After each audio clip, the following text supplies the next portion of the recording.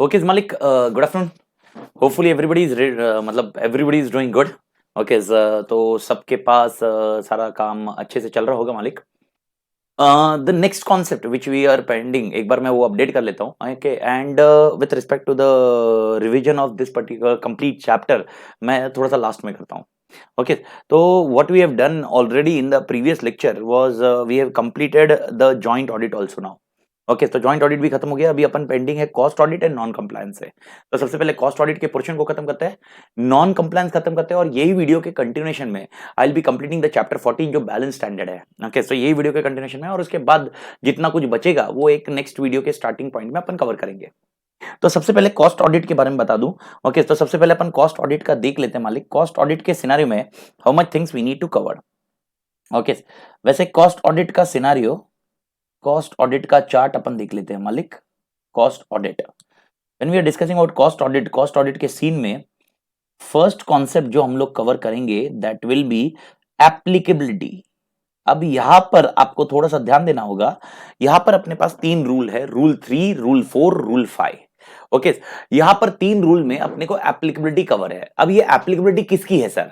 Applicability of cost audit की है, लेकिन applicability of cost audit is dependent on applicability of cost records. तो यहां पर टोटल तीन कॉन्सेप्ट कवर होंगे। ओके, वो अपन देखेंगे for applicability of particular things.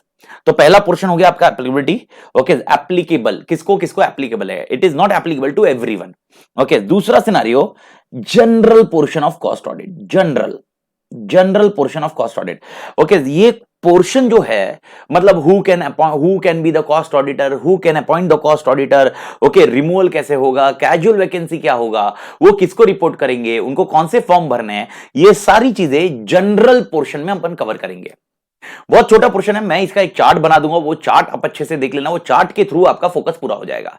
तो the chart thing will cover approximately complete scenario of general portion. Okay, ये general होने के बाद और एक पोर्शन आएगा आपके लिए most important, non applicability of cost audit. यानी आपको और एक सिनेरियो दिया है कि कॉस्ट ऑडिट इन केसेस में नॉन एप्लीकेबल है, यानी एप्लीकेबल नहीं है, यानी इन कंपनीज में कॉस्ट ऑडिट एप्लीकेबिलिटी नहीं रहेगी। ओके, नॉन एप्लीकेबिलिटी की बात करेंगे। एंड लास्ट पॉइंट है, ओके, अगर ये कोई सेक्शंस को कंप्लाई नहीं करता है तो पेनल प्रोविजन क्या है? What is the penal provision for this particular cost audit concept? Cost audit करना है या नहीं करना है, it is based on CG, central government. Central government ने मतलब कंपनी एक्ट ने सेंट्रल गवर्नमेंट को पूरा पावर दिया हुआ है। वही पावर का यूज करके सेक्शन 148 के अंदर यह डिफाइन किया है कि भाई ऑडिट कंडक्ट किया जाएगा, कॉस्ट ऑडिट कंडक्ट किया जाएगा। ओके, एंड ये सारी चीजें ओके मतलब कॉस्ट ऑडिट कंडक्ट करना, ओके, ये सेक्शन 148 में कवर है, कंपनीज एक्ट के। लेकिन ये सारा पावर मतलब कौन सी कंपनी को कॉस्ट ऑडिट एप्लीकेबल होगा, कौन सी कंपनी को नहीं होगा, कौन सा क्या क्या क्या सिनेरियो रहेगा, ये सारे रूल्स में डिफाइन किया जाता है। और वो रूल्स ड्राफ्ट करने की पावर ओके सीजी के पास दिए हुए है। मेरे ख्याल से आपको ऑल टुगेदर पता होगा, company audit company act is जैसे ही डिफाइन किया जाता है उसके अंदर कुछ पावर सीजी को दिया जाता है। वो सीजी को जो पावर दिया जाता है वो रूल्स में कवर होते हैं। तो अगर आपको कंपनी रूल्स पढ़ने पड़ रहे हैं, यानी इसका मतलब वो सीजी ने डिफाइन किया, सेंट्रल गवर्नमेंट, यानी जो पावर में मतलब जिसका पावर पूरी कंट्री में चल रहा है, यानी इन शॉर्ट अपने भाई मोदी जी ने वो रूल्स बनाए हुए हैं। ओके, और जब अपन कंपनीज एक्ट बताते हैं, it is not only the central government, it is both houses of parliament. उनके अप्रूवल्स, उनका बहुत बड़ा प्रोसीजर है, वो आप लॉ पढ़ोगे तो उसके अंदर आपको आइडिया आया होगा। लेकिन टू द एक्सटेंट मैं आपको ये बता रहा हूं, तो इसके अंदर बहुत सारे रूल्स डिफाइन किए हुए हैं। तो कॉस्ट ऑडिट कौन से सेक्शन में कवर किया जा रहा है मालिक? 148। इंटरनल ऑडिट अगर आपको याद था वो 138 था, तो इंटरनल ऑडिट 138 था, कॉस्ट ऑडिट 148 है। तो 148 के अंदर कॉस्ट ऑडिट का सिनेरियो रहेगा, और कॉस्ट ऑडिट कैसे करना है, क्या करना है, ये अपन डिस्कशन कर रहे हैं। तो अपने पास ये कॉन्सेप्ट रहेगा। पेनल प्रोविजन मतलब अगर आपने ये कंप्लायंस सेक्शन के नहीं किए तो क्या क्या पेनल्टी होगी, उसका डिस्कशन आएगा मालिक। तो सबसे पहले अपन डिस्कस कर लेते हैं कॉस्ट ऑडिट की एप्लीकेबिलिटी। एप्लीकेबल किसको किसको है? तो सबसे पहले ओके, इसको थोड़ा सा बड़े फॉर्मेट में डालते हैं अपन। एप्लीकेबिलिटी में अपने पास टोटल 3 रूल है। ओके, 3 रूल अपन पढ़ेंगे। ओके, धीरे धीरे करके जाते हैं, घाई मत करिए मालिक। रूल 3 है, रूल 5 है और रूल 4 है। ओके सर, आपने थोड़ा सा नंबरिंग आपने पढ़ा नहीं सर बरोबर, आपने बचपन में मैथ्स नहीं पढ़ा था मालिक। ओके पढ़ा था और आज भी वो मैथ्स अपने दिमाग में बैठा हुआ है। 1 2 3 4 5 आता है सर। ओके 1 2 3 4 3 4 5 आता है सर, आपने 3 5 4 लिखा हुआ है, ये क्या मजाक चल रहा है सर? ओके ऐसा होता है। Okay and even right now I am also teaching this numbers to my new born baby Aditya. मतलब ऐसे उसको कोई झेपता नहीं है नंबर, पर ऐसे ही 1 2 ऐसे ही टाइम पास चलते रहता, तो नंबर्स मालूम है, लेकिन आपको पढ़ना इस तरह से, आपके मॉड्यूल ने भी कॉन्सेप्ट इस तरह से बताया हुआ है और अपन भी इसी तरह से पढ़ रहे हैं। ओके तो सबसे पहले अपन ये देखेंगे applicability of cost audit and cost records, ये कॉन्सेप्ट समझ रहे हैं। ये होने के बाद मैं जनरल पे नहीं जाऊंगा, मैं पहले नॉन एप्लीकेबिलिटी पे जाऊंगा। सबसे पहले अपन पोर्शन एप्लीकेबिलिटी और नॉन एप्लीकेबिलिटी कर लेते हैं, ये दोनों कॉन्सेप्ट समझते हैं, इसमें अच्छे से टाइम डालिए। ये अगर समझ गया तो ये मतलब लॉजिकली अपने इसमें बहुत सारी चीजें झेप जाएगी, और वन दिस इज डन उसके बाद जनरल तो एकदम बहुत आराम से बैठ जाएगा। अरे इसका अपॉइंटमेंट कैसे होगा, क्या नहीं होगा, ये कॉन्सेप्ट अपने इसमें कवर हो जाता है मालिक। तो ये सारी चीजें उस कॉन्सेप्ट में कवर होगी मालिक। तो right now first of all applicability of cost audit जो अपन कर रहे हैं, ये कॉन्सेप्ट अपन किस हिसाब से कर रहे हैं वो देख रहे हैं। तो सबसे पहले अपन बात करेंगे रूल 3 का। Now please do listen carefully. Rule 3 defines for what? Rule 3 is for applicability of cost records, यानी कौन सी कंपनी है जिनको ये कॉस्ट रिकॉर्ड्स एप्लीकेबल है, यानी किनको मेंटेनेंस ऑफ कॉस्ट रिकॉर्ड्स करना है, किसको कॉस्ट रिकॉर्ड्स मेंटेन करना है। उसके पहले मैं आपको समझा दूं। ओके एक छोटा सा पॉइंट, व्हेन आई से कॉस्ट ऑडिट में वैसे कवर क्या किया जाता है, मतलब सर अपन ने अभी स्टैट्यूटरी ऑडिट पढ़ा, फाइनेंशियल ऑडिट पढ़ा, उसके अंदर अपन ने क्या देखा था, if you remember we have already studied that in financial audits और statutory audit we also ensure what is our objective, our objective is to obtain sufficient appropriate audit evidence to ensure that financial statements are free from material misstatement. ऐसा cost audit में नहीं है। यहां पर you are not required to obtain sufficient appropriate audit evidence to ensure that cost records are free from financial statement material misstatement, ये free from material misstatement ऐसा कहीं पर भी नहीं है मालिक, ये गलत कॉन्सेप्ट हो जाएगा। तो सर कॉस्ट ऑडिट में करते क्या है, यहां पर अपन ओके देखते हैं true and fair view of cost of production और कॉस्ट ऑफ मैन्युफैक्चरिंग।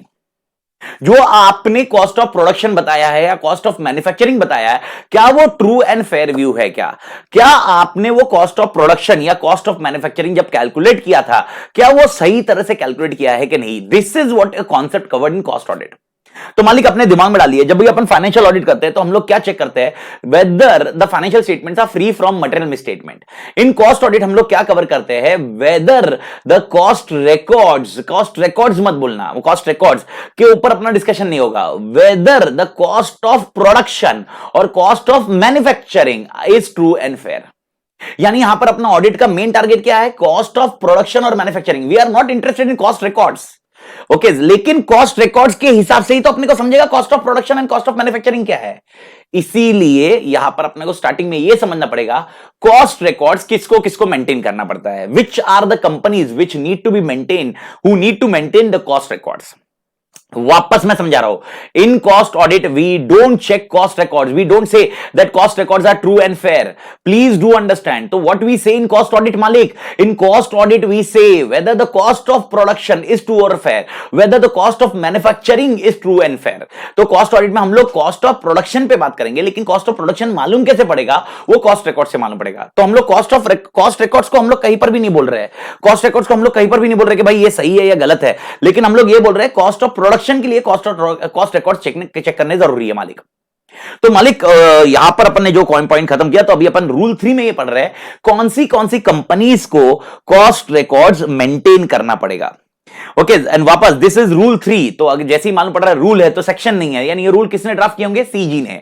तो रूल 3 जो सीजी ने ड्राफ्ट किया है, सीजी के हिसाब से जो भी कंपनी है production of goods and services में है और जिनका ओवरऑल टर्नओवर, मैं बोल रहा हूं overall turnover is more then of products and services, overall turnover, वापस बोल रहा हूं overall turnover from all it's products and services, overall turnover from all it's products and services if this exceed 35 crore or मोर, यानी 35 करोड़ या उससे ज्यादा है, overall turnover of all products and services is exceeding greater than equal to or greater than 35 crore or more in कौन से year में, immediately preceding financial year, यानी पिछले साल के इसमें, in immediately preceding financial year, okay, यानी पिछले साल के फाइनेंशियल ईयर में आपका overall turnover from this products and services is greater than 35 crore, okay, you need to have cost records in your books of accounts. आपको कॉस्ट रिकॉर्ड्स मेंटेन करने पड़ेंगे, यार ये पेन क्यों नहीं लिख रहा है, कॉस्ट रिकॉर्ड्स मेंटेन करने पड़ेंगे in your books of accounts. आपके बुक्स ऑफ अकाउंट्स में कॉस्ट रिकॉर्ड्स जुड़ जाएगा। This is what rule 3 says. तो रूल 3 क्या बोलता है, okay, cost records are applicable to those company जिनका overall turnover of from products and services is greater than more than 35 crore से ज्यादा है, ओके, उसके उनको ये कॉस्ट रिकॉर्ड्स मेंटेन करने पड़ेंगे, ओके। और एक छोटे कॉन्सेप्ट में मैं समझा देता हूं, ओके, जिसका अपने पास जिक्र नहीं किया हुआ है, लेकिन एक लाइन में उनको बस आपको समझना होगा, क्योंकि ये इतना ही नहीं है, ओके, ये बहुत कॉम्प्लिकेटेड कॉन्सेप्ट है, लेकिन मैं आपको बता दूं यहां पर इन लोग ने ये भी बताया है कि ये जो रूल है, ये रूल डिवाइड किया है दो सेक्टर्स में। कौन से सेक्टर्स में? एक है रेगुलेटेड सेक्टर्स और एक है नॉन रेगुलेटेड सेक्टर्स मालिक।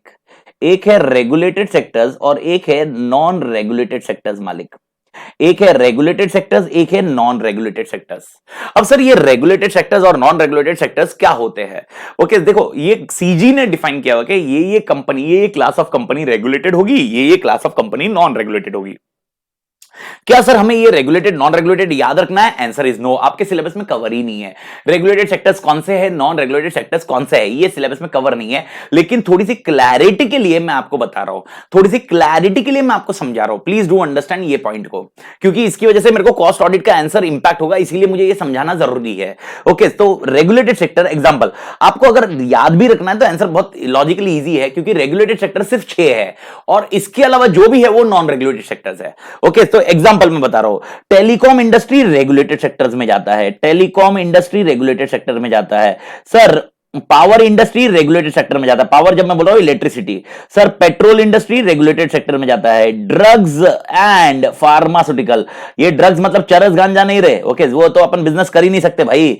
ओके, तो ड्रग्स एंड फार्मास्यूटिकल, ये फार्मास्यूटिकल के, नहीं तो मां कसम तो ड्रग्स एंड ये पॉइंट भाई भाई अवॉइड, इससे दूर रहिए। अभी तो रीवा चक्रवर्ती के केस में भी मालूम पड़ रहा है भाई, ये चीज अपने लाइफ में नहीं बनी है रे, ये चीज के लिए लाइफ नहीं बनी है भाई। ओके, ये चीज में पॉइंट मत करना भाई। ओके, तो ड्रग्स एंड फार्मास्यूटिकल, इनके लिए रेगुलेटेड सेक्टर है। फर्टिलाइजर ये रेगुलेटेड सेक्टर्स में आता है। Sir most important, sugar and industrial alcohol, ये रेगुलेटेड सेक्टर में आता है। ये आपके जो मैंने ग्रीन में लिखा है, ये आपके टेक्स्ट बुक में या मॉड्यूल में नहीं दिया गया है, ये मैंने आपको समझाने के लिए बताया है। और ये मुझे समझाना क्यों है? क्योंकि मेरे को आगे कॉस्ट ऑडिट का कॉन्सेप्ट समझाना पड़ेगा, तब मेरे को ये पॉइंट आपको एक्सप्लेनेशन बरोबर आएगा मालिक। तो सबसे पहला पॉइंट आप ये दिमाग में रखिए, 6 रेगुलेटेड सेक्टर है, इसके अलावा सारी चीजें नॉन रेगुलेटेड सेक्टर है। Sir example of non regulated sectors, machine manufacturing, अगर कोई कंपनी है जो मशीन्स मैन्युफैक्चर करती है, टैंक्स मैन्युफैक्चर करती है, ओके, फाइटिंग जेट मतलब टर्बो जेट्स यानी प्लेन एंड अदर थिंग्स जो मैन्युफैक्चर करती है, टर्बो जेट्स हो सकते हैं। Okay, arms and ammunitions, okay, जो भी बंदूक मैन्युफैक्चरिंग करती है। आयरन एंड स्टील वाली इंडस्ट्रीज जो होती है, मिनरल्स वाली जो इंडस्ट्री होती है, okay, mineral, oil and gas वाली जो इंडस्ट्री है, ये सब नॉन रेगुलेटेड है। Oil and gas non regulated में एक्सेट्रा बहुत सारी इंडस्ट्रीज है, और नॉन रेगुलेटेड को अपन याद भी नहीं रख सकते। हाँ, तो फिर अपने को कैसे मालूम पड़ेगा? जो ऑल टुगेदर है, 6 नाम याद रख लो, ये 6 नाम जो याद रहे ये रेगुलेटेड है, इसके अलावा जो भी नाम है वो नॉन रेगुलेटेड है। बात खत्म। मैं वापस बोल रहा हूं, क्या सर याद रखना है? देखो आपके रेफरेंस के लिए मेरे हिसाब से ये 6 नाम पहले वाले याद रख लो, भले ही मॉड्यूल में नहीं है लेकिन आपको क्लैरिटी रहनी चाहिए, इसीलिए 6 नाम याद रख लो भाई। रेगुलेटेड में क्या क्या है? तो रेगुलेटेड में क्या क्या है मालिक? टेलीकॉम आता है, पावर आता है, पेट्रोल आता है, और उसके साथ में भाई ड्रग्स एंड फार्मास्यूटिकल आता है, फर्टिलाइजर आता है, शुगर एंड इंडस्ट्रियल अल्कोहल आता है। तो अगर आप देखोगे तो पहला पॉइंट टेलीकॉम, पावर, पेट्रोल, अगर ये तुमको तीनों समझ में आ रहा है तो रिलायंस आ जाता है दिमाग में। टेलीकॉम में भी रिलायंस है, पावर का रिलायंस, अभी वैसे रिलायंस इसकी लग गई हो पावर वाले इलेक्ट्रिसिटी में, ओके, बट है रिलायंस का कॉन्सेप्ट था, रिलायंस है, ओके, पेट्रोल में रिलायंस है। Drugs and okay pharmaceutical, pharma company है, अलग से कंपनी है। पांचवा पॉइंट फर्टिलाइजर्स, तो ड्रग्स एंड फर्टिलाइजर्स, ये कॉन्सेप्ट अपने इसमें दिमाग में बढ़ जाता है। And last point sugar industries and industrial alcohol. तो पहले 3 रिलायंस भाई साहब है, और उसके बाद आगे वाले भाई 2 दवाई वही के कॉन्सेप्ट आ गए, और लास्ट शुगर वाला पॉइंट आ गया एंड इंडस्ट्रियल अल्कोहल। ये जस्ट आपको याद रख लिया सर, 6 पॉइंट याद रख लिया ना तो ठीक है, भला हो जाएगा। अपने नोट्स में नहीं लिखा है, ये आपको नोट करना रहेगा, ओके, तो ये नोट करना रहेगा आपको, ये तो नोट कर लेना, लेकिन मैं आपको समझा रहा हूं। तो रूल 3 क्या बोलता है, अभी वापस आता हूं रूल 3 में। रूल 3 ने बोला है कि अगर आपके कॉस्ट, आपके कंपनी का overall turnover of all products and services, हो सकता है आपके इसमें प्रोडक्ट रेगुलेटेड हो या हो सकता है आपके प्रोडक्ट नॉन रेगुलेटेड हो, मुझे कोई फर्क नहीं पड़ता, आपका प्रोडक्ट रेगुलेटेड है नॉन रेगुलेटेड, लेकिन ये डिवीजन किया हुआ है क्योंकि कॉस्ट ऑडिट में पॉइंट आएगा, ये कॉस्ट ऑडिट की एप्लीकेबिलिटी के लिए ये चीज चेंज होगी, तो आप समझिए मालिक। ओके, तो अगर आपका प्रोडक्ट रेगुलेटेड है या नॉन रेगुलेटेड है, इस पॉइंट पे अपन वो अपने डिस्कशन में नहीं है, लेकिन रेगुलेटेड नॉन रेगुलेटेड है, अगर आपका 35 करोड़ के ऊपर प्रीसीडिंग फाइनेंशियल ईयर में, अगर इमीडिएटली प्रीसीडिंग फाइनेंशियल ईयर में अगर 35 करोड़ के ऊपर आया, तो इस साल में आपको कॉस्ट ऑडिट करवाना पड़ेगा। ये concept cost records maintain, cost audit, sorry, जय जय जय माता जी, जय माता जी, बाबूजी, अरे भाई भूल गया, वापस साला आत्मा किधर चली गई। ओके, तो आपको 35 करोड़ के ऊपर है तो आपको कॉस्ट रिकॉर्ड्स रखने पड़ेंगे, ये पॉइंट ध्यान में रखना। Everybody clear? ये हो गया तेरा रूल 3 का कॉन्सेप्ट। अब ये रूल 3 के साथ में मैं रूल 5 पहले बता देता हूं। तो सर रूल 3 के साथ में रूल 5 क्या बोलता है? रूल 5 बोलता है तू ये जो कॉस्ट रिकॉर्ड रखेगा उसके अंदर क्या रखेगा। मैं समझ गया, कॉस्ट रिकॉर्ड रखना है, ऐसी कंपनी को रखना है जिनका टर्नओवर 35 करोड़ के ऊपर है, उनको कॉस्ट रिकॉर्ड रखना है, लेकिन उस कॉस्ट रिकॉर्ड में क्या रखना है? तो रूल 5 बोलता है तुम्हें कॉस्ट रिकॉर्ड में क्या रखना है, वो CRA1 फॉर्म नंबर याद रखिए, बिकॉज एमसीक्यू के लिए हो सकता है, और ये छोटा सा चैप्टर है, तो CRA1 2 3 4 ये जो 4 CRA है, CRA cost records and audit, ऐसा कॉन्सेप्ट है, cost records and audit form 1। Okay, अगर आपको मालूम है इन ऑडिट ऑल्सो, इन कंपनी ऑडिट, कंपनी एक्ट में ना सारे फॉर्म्स में भरना पड़ता है, तो इसमें भी रूल्स में फॉर्म CRA1 में आपको कॉस्ट रिकॉर्ड मेंटेन करने पड़ेंगे, जिसमें क्या क्या होगा? Okay, unit cost calculation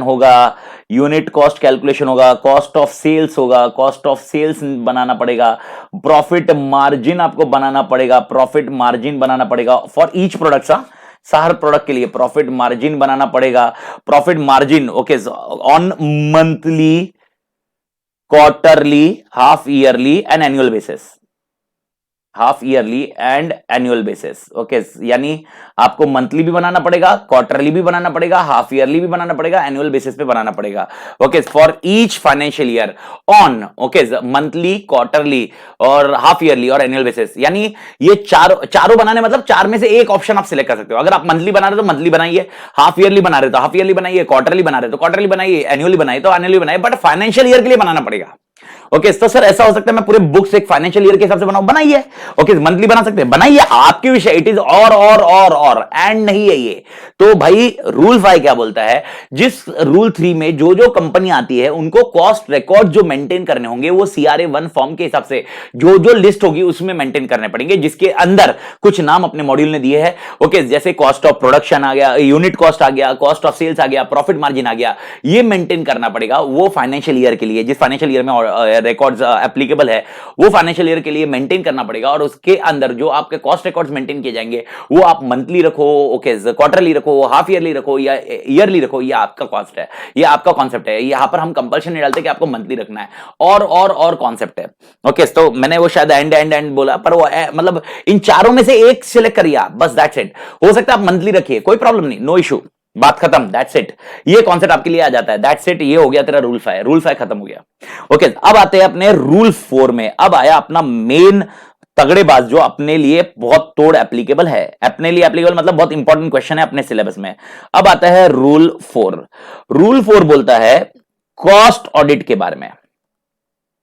cost audit किसको किसको एप्लीकेबल है? अब आते हैं अपने मेन क्वेश्चन में, कॉस्ट ऑडिट किसको किसको एप्लीकेबल है? तो cost audit is applicable to whom, ये क्वेश्चन अपना सिनेरियो रहेगा। When I discuss about rule 4, cost audit is applicable to whom. तो कॉस्ट ऑडिट की applicability they have given to class of company based on regulated and non regulated sectors, okay, ये concept में आप समझना शुरू करो, based on regulated and non regulated sectors. तो सबसे पहले मैं रेगुलेटेड सेक्टर्स की बात करता हूं, उसमें भी एप्लीकेबिलिटी कैसे प्लीज समझ लीजिए, बिकॉज ये अगर ऐसा आया है तो ये थियोरेटिकल आंसर तो लिखना ही पड़ेगा और साथ में इसका एप्लीकेबल या नॉन एप्लीकेबिलिटी लिखना पड़ेगा। नॉन रेगुलेटेड सेक्टर्स,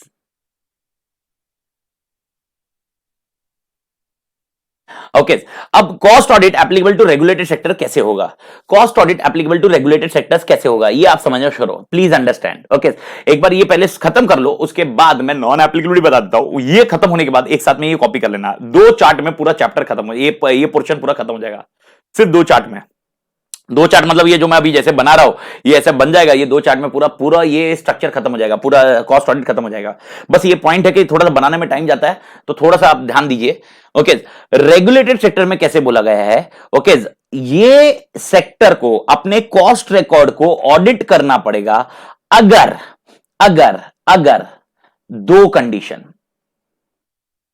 अगर 2 कंडीशन, इनका overall turnover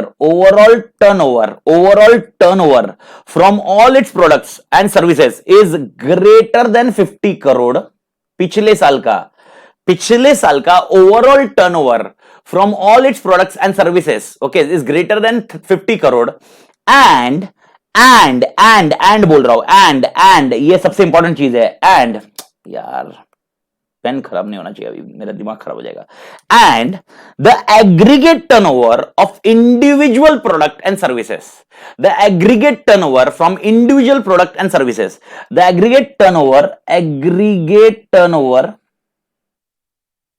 from individual product, मेरी टर्मिनोलॉजी देखिए बरोबर है, इंडिविजुअल प्रोडक्ट और सर्विस, इंडिविजुअल प्रोडक्ट और क्या लिख नहीं रहा है यार, प्रोडक्ट और सर्विसेज, इंडिविजुअल प्रोडक्ट्स और सर्विसेज, प्रोडक्ट्स और services, aggregate turnover from individual products and services is more then, okay, 25 crore, greater then 25 crore, जिनके लिए कॉस्ट रिकॉर्ड्स रखने जरूरी है, जिनके लिए cost records need to be maintained under rule 3, जिनके लिए aggregate, okay, the products and services turnover from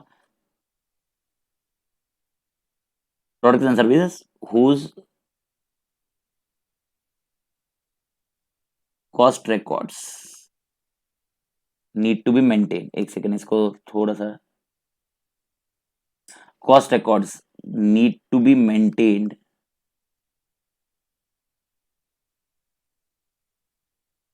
under rule 3 is greater than equal to 25 crore, 25 crore. Okay, इसको पहले अच्छे से समझ लीजिए। अब देखिए ये पूरा लिंक करिए, क्योंकि इसमें थोड़ी सी कमी रहेगी, क्योंकि सिलेबस में अपने पास उतना पॉइंट नहीं है और ये रूल्स बहुत डिटेल्ड में कवर है।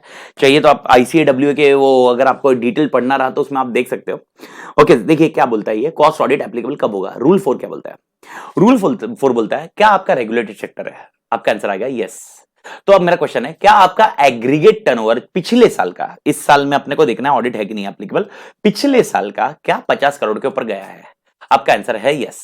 अब अपना लग समझ होगा, क्या आपके aggregate turnover of the product and services, जिनके लिए रूल 3 में अपने को कॉस्ट रिकॉर्ड रखना है, क्या उनका टर्नओवर 25 करोड़ के ऊपर गया है, आंसर इज यस। ओके, अगर ये गया है तो पर्टिकुलर प्रोडक्ट एंड सर्विसेज में तब जाके आपको कॉस्ट ऑडिट एप्लीकेबल होगा। प्लीज अंडरस्टैंड, क्या समझने की कोशिश करो। ओके, अभी आपके दिमाग में आएगा सर, ओके, कॉस्ट रिकॉर्ड तो एप्लीकेबल है when overall turnover is greater than 35 crore. Okay, तो कॉस्ट रिकॉर्ड एप्लीकेबल रहेगा तो need to maintain cost records for overall turnover. देखिए, जब रूल 3 समझाया जाता है तो रूल 3 का कॉन्सेप्ट रेगुलेटेड और नॉन रेगुलेटेड में डिवाइड किया जाता है, और वो लोग जब एग्रीगेट 35 करोड़ बोला हुआ है उनका ओवरऑल टर्नओवर, उनको ये देखना है वो अपने बुक्स ऑफ अकाउंट्स में कॉस्ट रिकॉर्ड मेंटेन करेंगे, और वो कॉस्ट रिकॉर्ड जो मेंटेन किया जाएगा उन्होंने वो डिफरेंशिएट किया हुआ है। वो डिफरेंशिएट किस बेसिस पे किया हुआ है, okay, based on the products. आपके सर्टेन प्रोडक्ट्स है जिनके लिए कॉस्ट रिकॉर्ड्स लगेगा और सर्टेन प्रोडक्ट्स है जिनके कॉस्ट रिकॉर्ड्स नहीं लगेंगे। यानी आपका as a company whole 35 crore के ऊपर गया तो you are divided into certain structure, जैसे रेगुलेटेड एंड नॉन रेगुलेटेड मैंने डिवाइड किया है। तो आपके रेगुलेटेड सेक्टर्स है तो उनके इसमें कुछ सर्विसेज है जिसके अंदर आपको कॉस्ट रिकॉर्ड्स मेंटेन करने होंगे, बाकी सबके लिए कॉस्ट रिकॉर्ड मेंटेन करने की जरूरत नहीं है। ओके, एग्जांपल, आपकी कंपनी, एग्जांपल लेते हैं, रिलायंस जैसे कंपनी है जो रेगुलेटेड सेक्टर में भी डील करती होगी, नॉन रेगुलेटेड सेक्टर में भी डील करती होगी। अब यहां पर तो रेगुलेटेड नॉन रेगुलेटेड सेक्टर्स है, तो कॉस्ट रिकॉर्ड्स 35 करोड़ तो वैसे ही जाने वाला है। तो इस केस में कॉस्ट रिकॉर्ड्स जो मेंटेन करना होगा, they will not be required to maintain cost records for all sectors, they are required to maintain cost record for only certain sectors, not for all sectors. तो ऐसा है कि एक company will not maintain cost record for all, it will be dependent on certain factors, certain sectors which are not there in syllabus। and मैं बता रहा हूं ये क्यों नहीं है सिलेबस में, ये पहले था सिलेबस में, अभी क्यों नहीं है, और ये इतना छोटा पोर्शन क्यों रह गया। रीजन सिंपल है, मैंने आपको ये ऑल टुगेदर पिछले लेक्चर में मैंने बताया, as a auditor, as a CA right now, okay, यहां पर अपना बहुत ज्यादा रोल नहीं बचा है। ये सारा ऑडिट कौन करने वाला है, कॉस्ट अकाउंटेंट। इसीलिए आपको खाली ब्रीफ अंडरस्टैंडिंग दी जाती है कॉस्ट अकाउंटेंट के रोल की। यानी एग्जांपल, इसमें जो क्वालिफिकेशन ऑफ ऑडिटर है वो कॉस्ट अकाउंटेंट है, इसीलिए आपको ज्यादा सेक्टर नहीं दिया गया है। तो इसीलिए इन लोग ने ब्रीफ में आपको रूल 3 को ब्रीफ में समझाया कि भाई 35 करोड़ के ऊपर किसी कंपनी का टर्नओवर है, जो प्रोडक्ट्स एंड सर्विसेज जो डील कर रही है रेगुलेटेड या नॉन रेगुलेटेड में, उनको कॉस्ट रिकॉर्ड मेंटेन करना पड़ेगा। लेकिन उनको कॉस्ट रिकॉर्ड कौन से सेक्टर के लिए या कौन से प्रोडक्ट के लिए मेंटेन करना पड़ेगा, ये उन्होंने डिफाइंड और रूल्स सब रूल्स में दिए हुए हैं। तो अब वो अपने पास सब रूल्स नहीं है, तो उसमें अपन डिवाइड नहीं करते। लेकिन अब कॉन्सेप्चुअली समझो, इसका मतलब ऐसा है कि अगर तेरी एक कंपनी है जिसमें 35 करोड़ के ऊपर टर्नओवर ज्यादा गया है, तो तुझे कॉस्ट रिकॉर्ड रखने पड़ेंगे। पर इसका मतलब ये नहीं होगा कॉस्ट रिकॉर्ड तू सबके लिए रखने वाला है। There will be certain products जिनके लिए तो कॉस्ट रिकॉर्ड रखेगा, और बाकी प्रोडक्ट्स है जिनके लिए कॉस्ट रिकॉर्ड नहीं रखेगा। This is how they are distinguishing, they have defined. Okay, so regulated non regulated को उन्होंने इस तरह से डिफाइन किया हुआ है, उनके एक स्ट्रक्चर है। तो अब कॉस्ट ऑडिट क्या बोलता है, अगर तेरा ओवरऑल टर्नओवर 50 करोड़ के ऊपर गया, अगर तू रेगुलेटेड है तो, यानी रेगुलेटेड कंपनी है, 50 करोड़ के ऊपर गया हुआ है, 50 करोड़ के ऊपर गया हुआ है, तेरा सेक्टर 50 करोड़ के ऊपर गया हुआ है, ओके, और जिसके लिए तुझे कॉस्ट रिकॉर्ड्स रखना है, यानी सीआरए1 जिस प्रोडक्ट्स के लिए रखना है, वो जो, अगर एग्जांपल तू 4 प्रोडक्ट में डील कर रहा होगा रेगुलेटेड सेक्टर में, तू रेगुलेटेड सेक्टर के 4 प्रोडक्ट में डील कर रहा होगा, उसमें से तेरा टोटल टर्नओवर 50 करोड़ के ऊपर गया है, लेकिन सिर्फ और सिर्फ एक ही प्रोडक्ट के लिए तेरे को कॉस्ट रिकॉर्ड रखना है, as per rule 3 and rule 5, जिसका सीआरए1 के हिसाब से एप्लीकेबल होगा, उसके हिसाब से तू सिर्फ एक ही प्रोडक्ट के लिए कॉस्ट रिकॉर्ड रखेगा। उसका टर्नओवर का बात कर, हो सकता है वो एक प्रोडक्ट की जगह 2 प्रोडक्ट के लिए कॉस्ट रिकॉर्ड रखेगा, डजंट मैटर, पर aggregate of the products and services where cost records are applicable as per rule 3, cost records are applicable as per rule 3, उनकी उसी प्रोडक्ट्स के लिए। ओके, तेरा एग्रीगेट टर्नओवर अगर 25 करोड़ के ऊपर गया है, 25 करोड़ के ऊपर गया है, 25 करोड़ या 25 करोड़ के ऊपर गया है, then cost audit is applicable. So my question is, when cost audit is applicable for regulated sector, if the aggregate turnover from all products and services is greater than 50 crore, okay, greater than 50 crore, and the aggregate turnover from the products and services for which बोल रहा मां कसम, for which, okay, cost records need to be maintained under rule 3 is more than or equal to 25 crore or more, then the company is required to go with a cost audit, then he need to compulsorily appoint as a cost auditor। तो मेरे को बताइए cost audit compulsory कब होगा, cost audit compulsory कब होगा। तो इसका मतलब क्या कंक्लूजन कर सकते हैं अपन इसमें से, यानी ऐसा हो सकता है there may be a certain companies जिनको रूल 3 एप्लीकेबल है बिकॉज ऑफ 35 करोड़, लेकिन कुछ एग्जम्पशन मतलब उनको रिकॉर्ड्स मेंटेन नहीं करने पड़ रहे होंगे, ऐसा हो सकता है। हाँ, हो सकता है, ओके, क्योंकि 35 करोड़ जो क्राइटेरिया दिया ना, इन लोग ने रेगुलेटेड नॉन रेगुलेटेड को और फर्दर डिवाइड किया हुआ है, जो अपन के डिस्कशन में नहीं है। इवन मैं बोल रहा हूं ना, ये ग्रीन वाला जो मैंने लिखा हुआ है, ये सिर्फ मैंने आपको थोड़ा सा समझाने के लिए, ये समझाने के लिए रखा हुआ है कि हाँ भाई, ये 6 कंपनी का अगर डीलिंग कर रहे होंगे, तो ये 6 प्रोडक्ट में डीलिंग कर रहे होंगे, तो ये 6 प्रोडक्ट के लिए अपन ये देखेंगे। ऐसा भी तो हो सकता है एक कंपनी रेगुलेटेड और नॉन रेगुलेटेड दोनों कर रही होगी, तो उन्होंने रेगुलेटेड सेक्टर में अगर देखना है रेगुलेटेड सेक्टर का कॉस्ट ऑडिट एप्लीकेबल है कि नहीं, वो भी तो देखना है। तो उनको देखना पड़ेगा उनका ओवरऑल टर्नओवर क्या है और उनका रेगुलेटेड सेक्टर में एग्रीगेट टर्नओवर क्या रहेगा, ये कॉन्सेप्ट देखना है। एंड नॉन रेगुलेटेड के लिए सिंपल सा answer, similar answer, okay, overall turnover क्या 100 करोड़ के ऊपर या greater than equal to 100 crore है क्या, और दूसरा सिनेरियो ये 35 करोड़ के ऊपर है क्या। मतलब क्या है, 35 करोड़ के ऊपर है, इसका मतलब क्या है, नॉन रेगुलेटेड सेक्टर के लिए अगर aggregate turnover of that company okay देखिए मैं आपको अगर इसको और अगर नहीं समझ में आ रहा मैं आपको समझाता हूं, प्लीज अंडरस्टैंड। ओके क्योंकि ये बहुत ऐसा फिर ना मैं कॉस्ट ऑडिट में चला जाऊंगा। अभी दो तीन चीजें समझानी थी और दो तीन चीजें समझाना पॉइंट बता रहा हूं। ओके और ये देखिए पिछले साल के लेवल पे एग्जाम में एप्लीकेबल होगा और आपको और क्लैरिटी चाहिए तो मैं समझाता हूं इसके ऊपर। ओके पर ये रेगुलेटेड सेक्टर और नॉन रेगुलेटेड सेक्टर के कॉन्सेप्ट में भी आता है। ओके तो नॉन रेगुलेटेड सेक्टर की बात करते हैं। अगर नॉन रेगुलेटेड सेक्टर है तो आपका overall turnover is greater than 100 crore and okay जिसके लिए कॉस्ट रिकॉर्ड रखना पड़ रहा है, क्या वो 35 करोड़ के ऊपर है क्या? ये कॉन्सेप्ट आपको देखना पड़ेगा and this is what you need to understand. चलो इसको और एक एग्जांपल समझाता हूं तो शायद और क्लैरिटी आ जाए आपको। Okay let understand like this. मैं इसको एक ओफू में बताता हूं। ओके अगर ये नहीं समझ में आया तो ओफू में देख लीजिए, शायद ओफू में क्लियर हो जाए। Please understand. Okay let understand 1718 में मुझे कॉस्ट ऑडिट कॉस्ट रिकॉर्ड्स कुछ एप्लीकेबल नहीं थे उसके पहले में, क्योंकि 1718 में अपन कौन सा ईयर देखेंगे? 1718 के लिए कॉस्ट रिकॉर्ड्स एप्लीकेबल करना है, रूल 3 एप्लीकेबल करना है, तो कौन सा ईयर देखेंगे मालिक? रूल 3 एप्लीकेबल करना है तो कौन सा ईयर देखेंगे अपन? ओके रूल 3 एप्लीकेबल करना है तो मेरे 16 और 17 देखूंगा ना मालिक। अरे यार पिछले साल का देखेंगे ना मालिक। तो अगर रूल 3 एप्लीकेबल करना है तो 16-17 में एज्यूम करते हैं ओके मेरा टोटल टर्नओवर 25 करोड़ था। तो अगर 25 करोड़ था तो यहां पर मुझे कॉस्ट रिकॉर्ड्स एप्लीकेबल ही नहीं थे, रूल 3 एप्लीकेबल नहीं था। कुछ समझ में आया? अब रूल 3 एप्लीकेबल नहीं है तो रूल 5 वैसे भी एप्लीकेबल नहीं होने वाला है, रूल 4 वैसे ही एप्लीकेबल नहीं होने वाला है। तो अगर कॉस्ट रिकॉर्ड ही नहीं है तो कॉस्ट ऑडिट आने वाला नहीं है मालिक।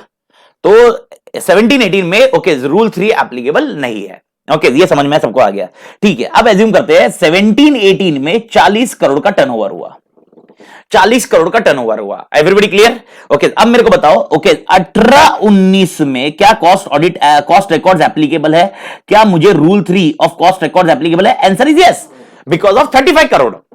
35 करोड़ के ऊपर हो गया मेरा एग्रीगेट टर्नओवर, इसलिए मुझे कॉस्ट रिकॉर्ड्स मेंटेन करने पड़ रहे हैं। लेकिन I will not maintain cost record for all the products, I will maintain cost record for defined products. तो ऐसा हो सकता है ओके यानी 18-19 में समझने को करूंगा 18-19 में ऐसा हो सकता है। अभी इसमें परम्यूटेशन कॉम्बिनेशन ला रहा हूं मैं। ओके 18-19 में ऐसा हो सकता है कि जिसको कॉस्ट रिकॉर्ड्स एप्लीकेबल थे, देखो सर्टेन गाइडलाइंस है जो अपन नहीं देख रहे, लेकिन जिसको कॉस्ट रिकॉर्ड्स एप्लीकेबल। अब वैसे 18-19 में आपको बता दूं मैं कॉस्ट ऑडिट एप्लीकेबल ही नहीं है। क्यों एप्लीकेबल नहीं है मालिक? क्योंकि रूल 3 वैसे कॉस्ट रिकॉर्ड्स पिछले साल में एप्लीकेबल ही नहीं था। तो पिछले साल में अगर कॉस्ट रिकॉर्ड्स एप्लीकेबल ही नहीं है तो इस साल में कॉस्ट ऑडिट आएगा ही नहीं। जिस साल में कॉस्ट रिकॉर्ड्स एप्लीकेबल होगा उस साल में उसके अगले साल में कॉस्ट ऑडिट आएगा। ये लॉजिक तो बेटर ना मालिक, क्योंकि कॉस्ट ऑडिट के लिए क्राइटेरिया क्या है मालिक? कॉस्ट ऑडिट के लिए क्राइटेरिया क्या है? कॉस्ट ऑडिट के लिए क्राइटेरिया क्या है? ओवरऑल टर्नओवर तो चाहिए और साथ में okay aggregate turnover from the individual products and services whose cost records need to be maintain. यानी रूल 3 के हिसाब से कॉस्ट रिकॉर्ड्स भी मेंटेन करना पड़ रहा है। यानी तुमको पिछले साल में रूल 3 पहले एप्लीकेबल होना चाहिए तो ही रूल 4 आएगा। ओके तो भाई ये तो लॉजिक क्लियर ही हो गया कि कितना भी कर लो 17-18 में रूल 4 आ ही नहीं सकता। इवन मतलब 18-19 में रूल 4 आ ही नहीं सकता। इवन इफ ये 40 करोड़ की जगह आप 100 करोड़ भी करोगे। पेन वापस अटक गया यार। इवन अब ये 40 की जगह आप बोलते हो 80 करोड़ है, रेगुलेटेड सेक्टर एज्यूम करते हैं, फिर भी नहीं होगा क्योंकि कॉस्ट रिकॉर्ड तभी मेंटेन ही नहीं करने पड़ रहे थे। तो आपको समझना है 18-19 में कितना भी कर लो। यार पेन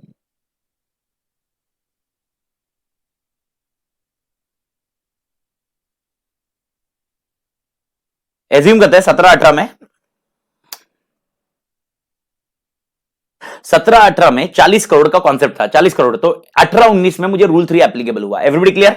ओके अब rule 3 was not applicable for all products. Assume करते हैं मेरे 4 प्रोडक्ट्स है, 4 प्रोडक्ट्स में से 4 प्रोडक्ट्स में से ओके एक प्रोडक्ट को रूल 3 एप्लीकेबल है और 3 प्रोडक्ट को रूल 3 एप्लीकेबल नहीं है। ये उनके गाइडलाइन से मालूम पड़ेगा, लेकिन मैं आपको समझा रहा हूं, ये अभी एग्जांपल वाइज आप समझ लो। ओके रूल 3 एप्लीकेबल है, कंपनी को रूल 3 एप्लीकेबल है, ये तो क्लियर हो गया बिकॉज उनका पिछले साल का टर्नओवर 35 करोड़ के ऊपर चला गया। ओके पिछले साल का टर्नओवर 35 करोड़ के ऊपर चला गया तो उनको रूल 3 एप्लीकेबल है। लेकिन rule 3 is not to be maintained for all sectors, there guidelines are there. Okay I am not going in that in detail but I just want to explain you. तो anyway at any cost 18 and 19 में cost audit तो है ही नहीं। अब मुझे cost audit 1920 में देखना पड़ेगा। अब 1920 में कॉस्ट ऑडिट, आप समझे मालिक? मेरे ख्याल से ये पर अभी पक्का क्लियर है, अभी समझ में आ रहा है मैं क्या बता रहा था? आपको जिस साल में कॉस्ट रिकॉर्ड होगा, जिस साल में पहली बार कॉस्ट रिकॉर्ड चालू होगा, उस साल में तो आपको कॉस्ट ऑडिट आ ही नहीं सकता, क्योंकि पिछले साल के इसमें कॉस्ट रिकॉर्ड था ही नहीं। तो कॉस्ट ऑडिट की प्री रिक्विजिट है कि उसमें कुछ मिनिमम टर्नओवर होना चाहिए पीछे, जिसका कॉस्ट रिकॉर्ड मेंटेन किया जा रहा है। तो इसीलिए okay, for 1819 cost audit will not be there, but cost rules records are there, rule 3। अब यहां पर 1920 में मैं रूल 3 के ऊपर डिस्कशन नहीं कर रहा अभी मैं। अब मेरा क्वेश्चन है, रूल 4 एप्लीकेबल है क्या? Sorry,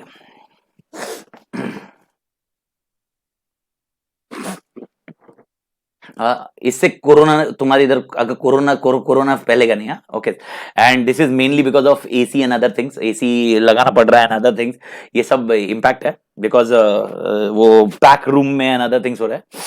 but I am well, corona अभी तक हुआ है नहीं ऐसा मुझे लग रहा है, बिकॉज जब मैं बीमार था तो रिपोर्ट तब निकाली थी कोरोना की, तब तो नेगेटिव था। ओके, तो अभी तक भगवान करे अभी भी नेगेटिव रहे। ओके, तो दुआ करना भाई नेगेटिव रहे। ओके, नहीं तो अपने लिए बहुत प्रॉब्लम हो जाएगा भाई। कोरोना कोरोना जय कोरोना जय कोरोना। ओके, अब 1920 का रूल 4 की बात करते हैं। अब मेरे को बताओ, 1920 में एज्यूम करते हैं रेगुलेटेड सेक्टर है, एज्यूम करते हैं ये सब रेगुलेटेड सेक्टर है, तो 1920 में मेरे को बताओ रूल 4 एप्लीकेबल है कि नहीं, कैसे पता करोगे? कुछ समझ में आ रहा है? तो 1819 में रूल 4 एप्लीकेबल ही नहीं होगा, क्योंकि 1718 में there were no, rule 3 was not there, यानी cost records were not there. तो अब मेरे को बताओ 1920 में आपको रूल 4 एप्लीकेबल है कि नहीं, ये देखने के लिए क्या करना होगा? तो आपको ये देखना होगा, overall turnover is greater than 50 crore, greater than or equal to 50 crore, and for product and services जिसके लिए कॉस्ट रिकॉर्ड मेंटेन कर रहे हैं, it is more than equal to 35 crore. Are you getting the point मालिक? 35 नहीं, sorry 25 crore. I am discussing about regulated sector. 25 crore मेरे ख्याल से अभी पूरा ये एग्जांपल से पूरा समझ में आ रहा है मालिक? अभी मेरे ख्याल से दिक्कत नहीं आनी चाहिए, अभी क्लियर होना चाहिए। अब मेरे को बताओ, अभी मैं ये बोल रहा हूं, अब मैं रेड में लिख रहा हूं, वो 1920 के लिए लिख रहा हूं, तो 1920 को चेक करने के लिए मुझे ये फिगर कब के देखने पड़ेंगे? क्या यार, ये पेन दिमाग खराब कर रहा है। मुझे ये फिगर कब के देखने पड़ेंगे मालिक? मुझे ये बताइए, मेरे को ये फिगर कब के देखने पड़ेंगे? 100% 1819 के फिगर देखने पड़ेंगे। 1819, अब 1819 में एज्यूम करते हैं, ओके लेट एज्यूम मेरे 4 प्रोडक्ट थे, 4 प्रोडक्ट का टोटल टर्नओवर एज्यूम करते हैं, ओके 80 करोड़ है। मैं परमुटेशन कॉम्बिनेशन देते जा रहा हूं आपको। हाँ, 4 प्रोडक्ट का टोटल टर्नओवर 80 करोड़ है। अब इमेजिन करो ये 80 करोड़ है, और एक प्रोडक्ट जिनको रूल 3 एप्लीकेबल था, और 3 प्रोडक्ट जिनको रूल 3 एप्लीकेबल नहीं था, इनको रूल 3 एप्लीकेबल नहीं है। एक प्रोडक्ट जिसको रूल 3 एप्लीकेबल था, उसका टर्नओवर ओके 15 करोड़ है। कुछ समझ में आया मालिक? ओके, कुछ चलो इसको सिंप्लीफाई, पहले एप्लीकेबिलिटी वाला करते हैं, फिर बाद में देखते हैं डिस्कशन। ओके, एज्यूम करते हैं, ओके उसका टर्नओवर 40 करोड़ है, ओके जो रूल 3 एप्लीकेबल है। अब मेरे को बताओ कॉस्ट ऑडिट एप्लीकेबल है कि नहीं है? 100% पहले केस में एप्लीकेबल है। ओके, इसी को केस वाइज केस बढ़ाते हैं। ओके, एज्यूम करते हैं 18-19 में ये 80 करोड़ था, लेकिन ये 15 करोड़ था, यानी ओके 80 करोड़ क्या था? ओवरऑल टर्नओवर था, और वो प्रोडक्ट जिनका रूल 3 रखना है, कॉस्ट रिकॉर्ड रखना है, वो खाली 15 करोड़ था। कॉस्ट ऑडिट एप्लीकेबल या not applicable? Not applicable. Why not applicable? Reason simple है, बिकॉज दोनों कंडीशन साइमल्टेनियसली सेटिस्फाई होनी चाहिए। इट इज नॉट और condition, it is and condition.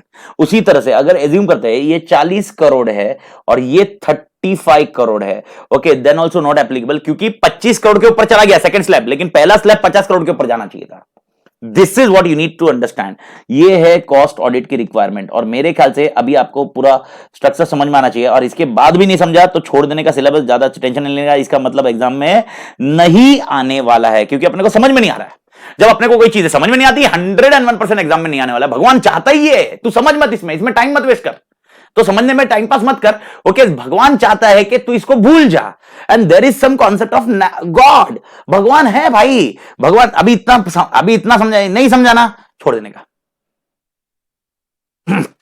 Okay, nevertheless I tried my level best, मतलब last almost मैंने इसको 20 minute explain किया rule ये पॉइंट को, बट होपफुली आपको समझा होगा, कॉन्सेप्ट आपके दिमाग में गया होगा, भगवान करे। ओके, गया होगा तो गुड इनफ, नहीं तो जय माता दी, जैसे चल रहा है वैसे चलेंगे। Okay, but this is the concept. और यही चीज नॉन रेगुलेटेड सेक्टर के लिए कैसे होगी, वो होगी 100 crore and 35 crore.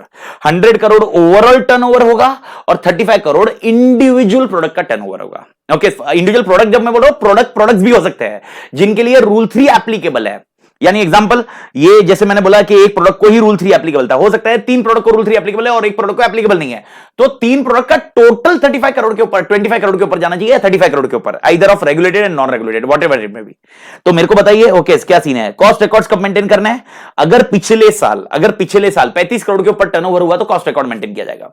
Cost audit कम कर रहा है, कॉस्ट ऑडिट पिछले साल अगर ओवरऑल एग्रीगेट टर्नओवर 50 करोड़ के ऊपर है and okay aggregate turnover of products and services जिनको रूल 3 के अंदर कॉस्ट रिकॉर्ड मेंटेन करने हैं, उनका टर्नओवर 25 करोड़ के ऊपर है, ओके, तो रेगुलेटेड सेक्टर में आपको कॉस्ट ऑडिट एप्लीकेबल होगा।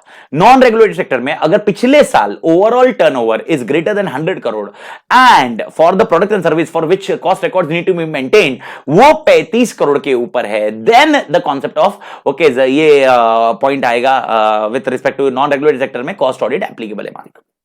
आई डू थिंक सबको समझ में आ रहा है मालिक, सबको झेपा मैं क्या बताया मालिक, एवरीबडी? ओके, अगर ये समझ में आया तो इसी के कंटिन्यूशन में एक पॉइंट खत्म कर देते हैं, उसके बाद आप इसको बना लेना। ओके, लेकिन कुछ कुछ केसेस में रूल 4 एप्लीकेबल नहीं होगा। मेरे ख्याल से ये पॉइंट सबको झेपा और ये एग्जांपल मैंने बता दिया। ओके, तो इसको कॉपी करने के पहले एक इसको इस चार्ट में खत्म कर लेते हैं। ओके,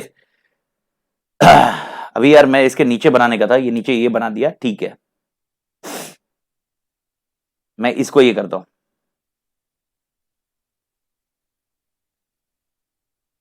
एग्जम्पशन,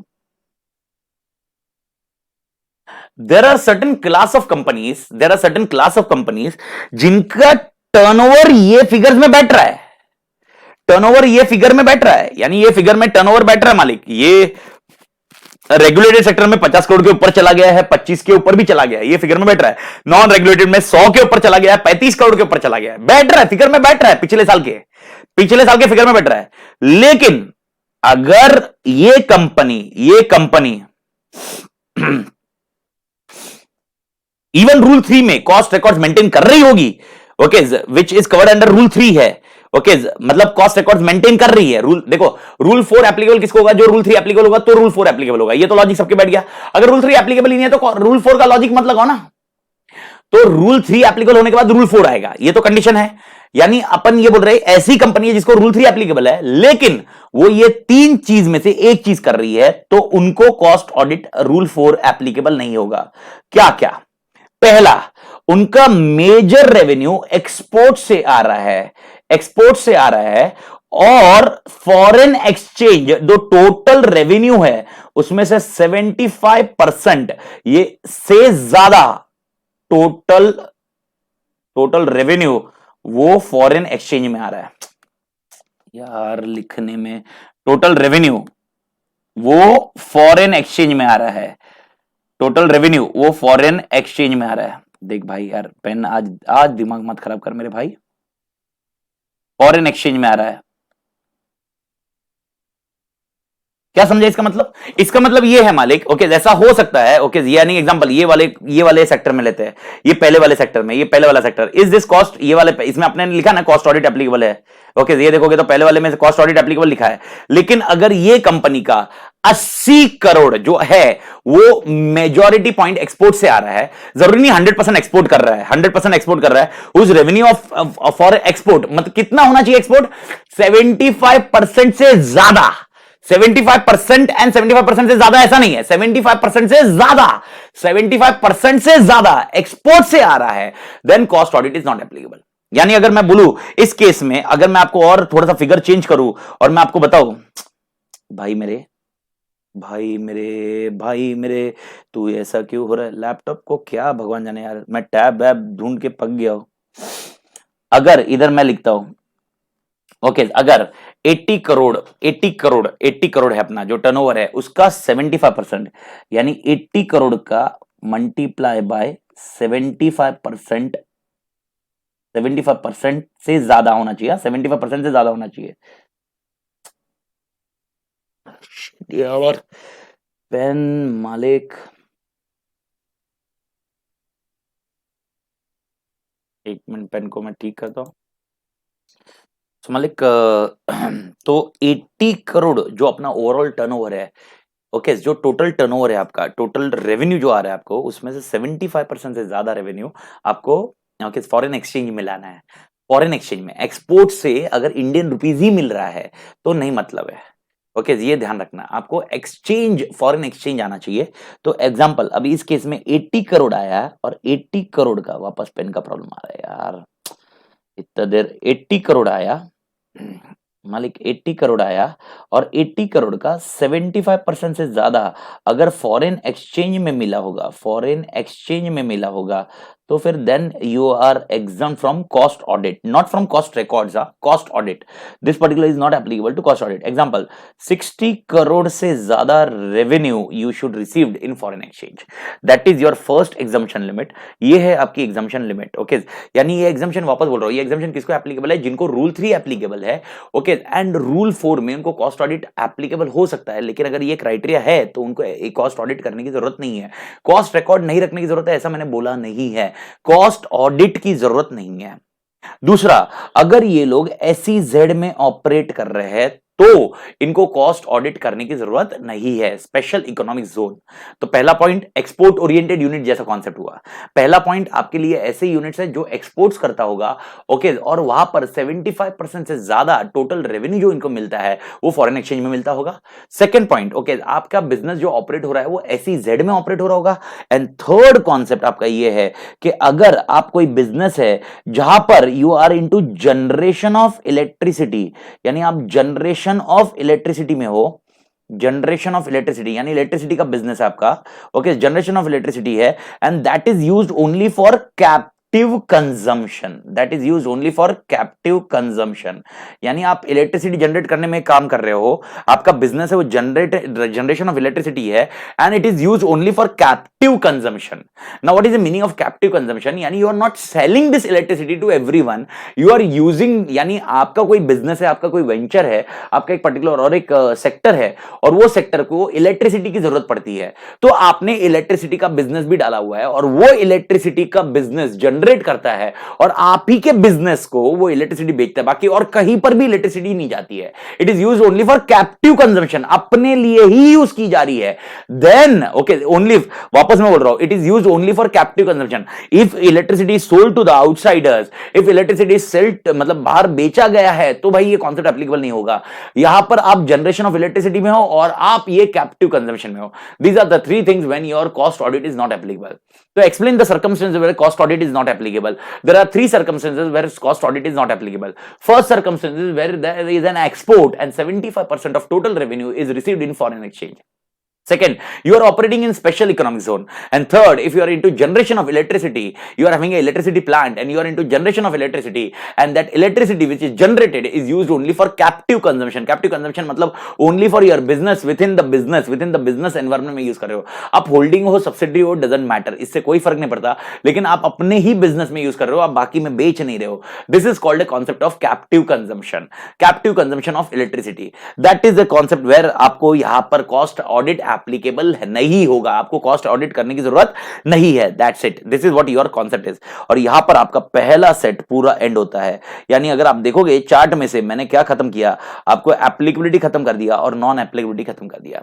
तो यहां पर मेरे ख्याल से सबको कॉन्सेप्चुअली समझा होगा कि applicability of cost records and cost audit क्या है। तो एक बार वापस ब्रीफ में सब फटाफट देखते हैं और फटाफट इसको खत्म करते हैं मालिक। ओके, तो मेरे ख्याल से ये दो आंसर खत्म हो गए। इसके बाद सिर्फ जनरल पॉइंट बचा हुआ है, जिसको मैं जनरल को एक चार्ट में वापस समझा दूंगा। And once this is done, okay, बहुत मतलब ये मैक्सिमम ये चैप्टर का ऑलमोस्ट पोर्शन खत्म हो जाता मालिक।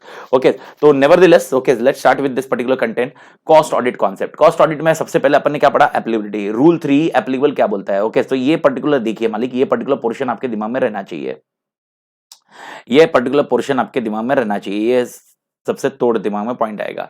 रूल 3 बोलता है कि एप्लीकेबिलिटी ऑफ कॉस्ट रिकॉर्ड किसको है, जिनका overall turnover is greater than 35 crore in preceding year, उनको कॉस्ट रिकॉर्ड रखने जरूरी है। और यहां पर दो सेक्टर दिए गए हैं, regulated and non regulated. Regulated sector में 6 नाम दिए गए हैं, टेलीकॉम है, पावर है, पेट्रोल है, ड्रग एंड फार्मा है, फर्टिलाइजर है, शुगर है, इंडस्ट्रियल अल्कोहल है। और उसके साथ में मशीन, नॉन रेगुलेटेड में बाकी सब दूसरी चीजें हैं, उसको छोड़ दीजिए। उसके बाद और एक रूल 5 है जिसमें फॉर्म CRA 1 के अंदर आपको यूनिट कॉस्ट मेंटेन करना पड़ेगा। आइदर आप मंथली बेसिस पे करो, क्वार्टरली बेसिस पे कर लो, हाफ ईयरली कर लो या एनुअली कर लो, डजंट मैटर, ये आपकी चॉइस होगी। ये होने के बाद अपन ने बात किया था रूल 4 में कॉस्ट ऑडिट एप्लीकेबल किसको है। दो सेक्टर है, रेगुलेटेड एंड नॉन रेगुलेटेड। अगर रेगुलेटेड सेक्टर है तो अगर आपका overall turnover is greater than 50 crore and aggregate turnover from the individual products and services, जिसके कॉस्ट रिकॉर्ड मेंटेन करने जरूरी है, वो ग्रेटर देन 25 करोड़ है, तो आपको कॉस्ट ऑडिट करना जरूरी है। Same logic non regulated sector के लिए होगा, जहां पर टोटल टर्नओवर 100 करोड़ है और the turnover for the which products and services where cost records need to be maintain वो ग्रेटर देन 35 करोड़ है, तब जाके कॉस्ट ऑडिट होगा। लेकिन अगर आप ये 3 क्लास में बैठते हो तो आपको कॉस्ट ऑडिट एप्लीकेबल होने की जरूरत, कॉस्ट ऑडिट एप्लीकेबल नहीं होगा, लेकिन रूल 3 एप्लीकेबल होगा। यहां पर क्या है, एक्सपोर्ट्स है आपके, और एक्सपोर्ट में 75% से ज्यादा टोटल रेवेन्यू आपको फॉरेन एक्सचेंज में मिला है। सेकंड पॉइंट, आप स्पेशल इकोनॉमिक जोन में ऑपरेट कर रहे हो। थर्ड, जनरेशन ऑफ इलेक्ट्रिसिटी आप बिजनेस में हो और कैप्टिव कंजम्पशन के लिए यूज कर रहे हो। दैट्स इट, ये कॉन्सेप्ट खत्म हो जाता है। ओके, और मैंने एग्जांपल वाइज बनाया था, आपको चाहिए तो ये पोर्शन कॉपी कर लीजिए मालिक, एक बार इस सेट को पूरा कर लीजिए, और ये ऐसे करिए जिसमें मैं अभी पूरा स्क्रीन लेके आ रहा हूं। पॉज कर दीजिए, पॉज करने के बाद पहले पूरा बना लीजिए और उसके बाद मैं चालू करूंगा। इसमें मैं टाइम नहीं डाल रहा हूं बनाने के लिए। ओके, तो ये कॉन्सेप्ट आप ध्यान में रख लेना। और मैं क्या करूंगा, अभी अभी आप पॉज करोगे तो इसके बाद है ना, ये जैसे ही करोगे इसके बाद मैं ये पोर्शन भी आपको हाईलाइट कर दूंगा। तो दो जगह आपको पॉज करना है, ये ध्यान रखना। तो सबसे पहले ये अभी पॉज कर लीजिए, इसके बाद मैं एक आध मिनट के अंदर वो ये आप पूरा बना लीजिए। ओके, तो आपका पूरा काम खत्म हो जाएगा इसके अंदर। और एक आध मिनट के अंदर अभी पॉज कर लीजिए, पॉज करके एक आध मिनट के बाद 1 मिनट के अंदर अंदर मैं वो दूसरे इसमें जाता हूँ।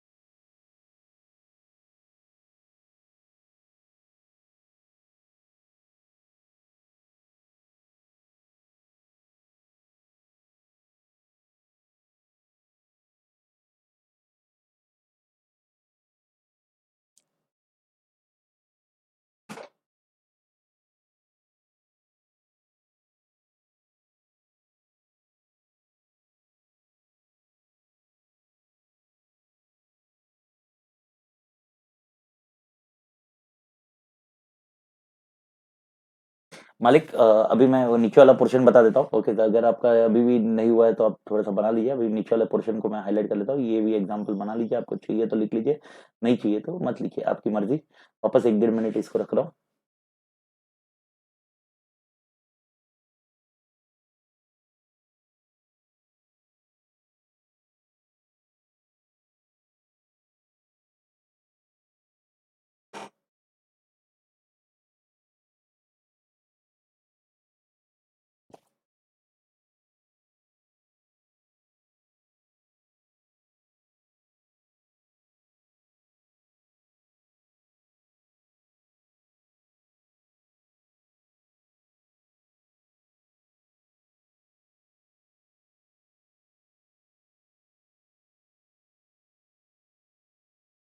तो मालिक, होपफुली कॉपी हो गया होगा। ओके, ठीक है। ये अब अपन वापस पोर्शन चालू कर लेते हैं। ओके, तो ये हो गया तुम्हारा रूल 3, रूल 4, रूल 5। ओके, अब मैं एक रूल 6 बता देता हूँ जो पूरा प्रोसीजर बता देगा। ये एक और एक चार्ट कॉपी कर लेना, उसके बाद फिर मैं नोट्स में चले जाता हूँ और फिर मैं आपको और 2-3 चीजें, छोटी मोटी चीजें जो नहीं अपडेट होगी वो अपन अपडेट कर लेंगे, तो कॉस्ट ऑडिट खत्म हो जाता मालिक। तो यहाँ पर अपना cost audit is over. Okay, so now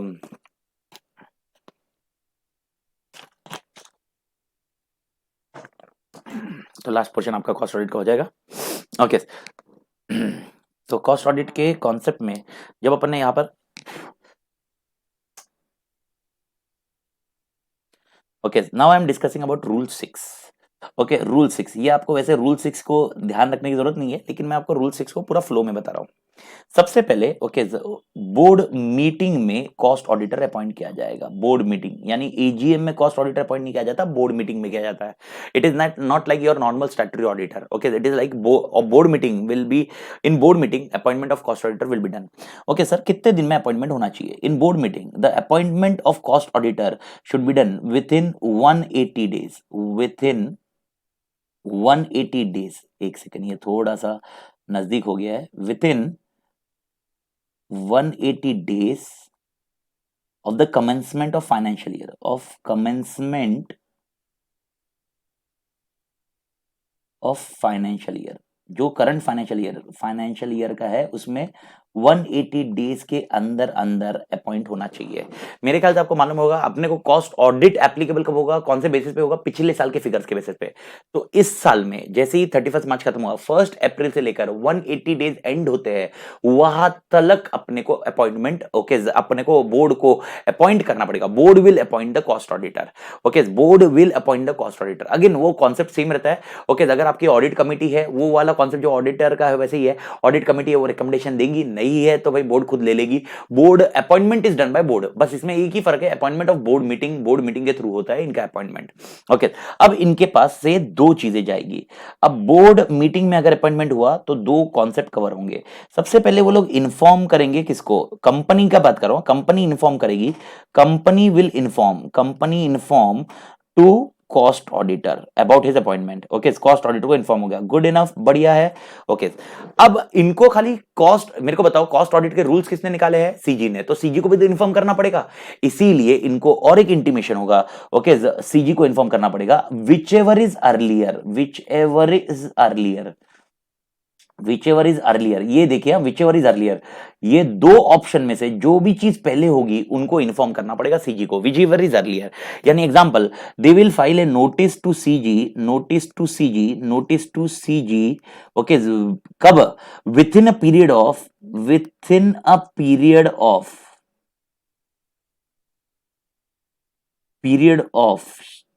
क्या यार, ये लिखने में थोड़ा सा period of 30 days of board meeting.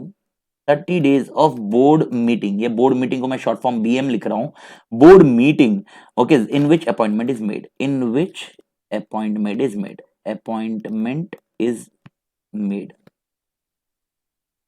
या तो जिस बोर्ड मीटिंग में अपॉइंटमेंट किया है, ओके, 30 डेज के अंदर, जिस दिन बोर्ड मीटिंग हुआ उसका 30 डेज के अंदर बोर्ड मीटिंग के बाद अपॉइंटमेंट उनको कंफर्म करना पड़ेगा। ओके, और ये सर किस में करेंगे? CRA 2 में करेंगे, CRA 2। Okay, cost audit rule form 2 रहेगा। ओके, ये पॉइंट आप ध्यान रखना। और फाइल ए नोटिस टू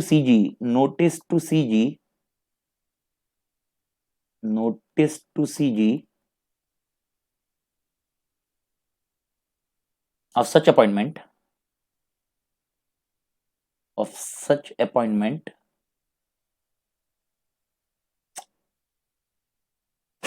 देखो मैं कुछ भी नहीं कर रहा, अपने आप सब ऊपर नीचे हो रहा है, क्या भगवान यार, ये लैपटॉप।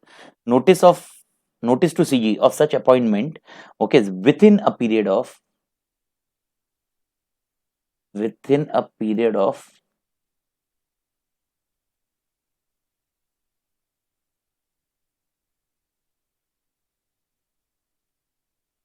एक सेकंड, मैं इसको चार्ट मेरे को अच्छे से बनाने दो मालिक, एक बार।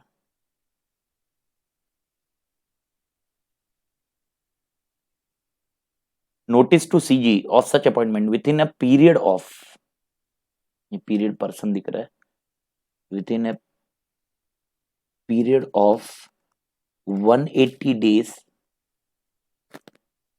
180 days from the commencement of financial year,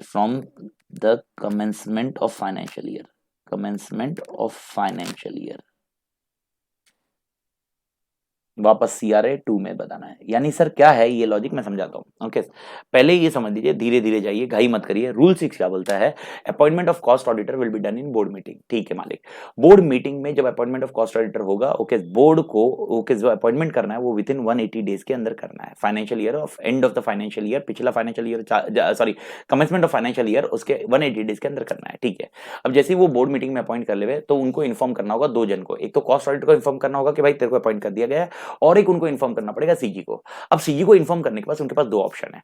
पहला, जिस बोर्ड मीटिंग में हुआ उसके 30 डेज के अंदर उनको अपॉइंटमेंट का इंटीमेशन देना होगा सीजी को, okay, which ever earlier 30 days के अंदर। और ओके, अगर 180 डेज एंड हो रहे हैं उसी 180 डेज के अंदर अंदर विच एवर इज अर्लियर, यानी let take an example, 178 day को मैंने बोर्ड मीटिंग रखी जिसमें कॉस्ट ऑडिटर को अपॉइंट किया। 178 डे यानी मेरे को बताओ कॉस्ट ऑडिटर को कब तक अपॉइंट करना था मालिक, 180 डेज के अंदर करना था। मैंने 178 डे को किया, क्या दिक्कत है, 178 डे को किया। अब मेरे को इंटीमेशन का टाइम कितना दिया हुआ है, 30 डेज। अब यहां पर 30 डेज नहीं होगा, विद इन ए 2 डे, क्योंकि 180 day which ever is earlier, या तो 180 डेज या जिस मीटिंग में भी अपॉइंट होगा उसके 30 डेज से, ये दोनों ऑप्शन में से विच एवर इज अर्लियर उसमें उनको इंटीमेट करना पड़ेगा। ओके, ये आप समझना श्योर हो। यानी एज्यूम करते हैं दूसरा एग्जांपल, 1 अप्रैल को ही अपॉइंट कर लिया, ओके, 180 डेज से वेट नहीं किया, 1 अप्रैल को उनके बुक्स एकदम फटाफट क्लोज हो गए, 1 अप्रैल को अपॉइंट हो गया। अब 30 अप्रैल को बोर्ड मीटिंग हुई, 30 अप्रैल को इनको इंटीमेट करना पड़ेगा, they will not require to wait for 180 days. लेकिन एज्यूम करते हैं इनका अपॉइंटमेंट हुआ 178 डे पे। अब 178 डे पे अपॉइंटमेंट हुआ, मतलब बोर्ड मीटिंग हुई और उसमें अपॉइंट किया गया। अब यहां पर वो वापस वेट करेंगे 30 डेज के बाद इंटीमेट करेंगे, ऐसा नहीं हुआ, ओके, 2 दिन के अंदर उनको इंटीमेट करना पड़ेगा, बिकॉज 180 डेज एंड हो जाएंगे। ये कॉन्सेप्ट इन लोगों ने डिफाइन किया हुआ है, मेरे ख्याल से ये समझ में आया मालिक। दैट्स इट, ये पॉइंट अगर ये हो गया। अब यहां पर ये जो भी हुआ, अब क्वेश्चन आएगा, ठीक है मालिक, ये तो इंटीमेशन हो गया और ये आइदर इंटीमेशन जाके इधर तक होगा। अब क्वेश्चन ये आएगा, अगला जो चार्ट जा रहा है, अगला चार्ट ये जाएगा कि कॉस्ट ऑडिटर ने कॉस्ट ऑडिट कितने दिन में खत्म करना चाहिए, कॉस्ट ऑडिटर ने कॉस्ट ऑडिट कितने दिन में खत्म करना चाहिए मालिक। ओके, कोई बताएगा कितने दिन में खत्म करना चाहिए लॉजिकली। ओके, प्रैक्टिकली अगर सोचोगे तो ये ऑडिटर कब तक ऑफिस कंटिन्यू करेगा, ये ऑडिटर जो अपॉइंट किया गया है इसका ऑफिस कब तक रहेगा, ओके, 100% 1 साल तक रहेगा। ओके, लॉजिकली ऐसे बात करेंगे, कॉन्सेप्ट ये रहेगा, okay, he will continue the office, auditor shall continue, ये ऑडिटर कॉस्ट ऑडिटर है, auditor shall continue the office कब तक, okay, till the expiry of 180 days, till the expiry of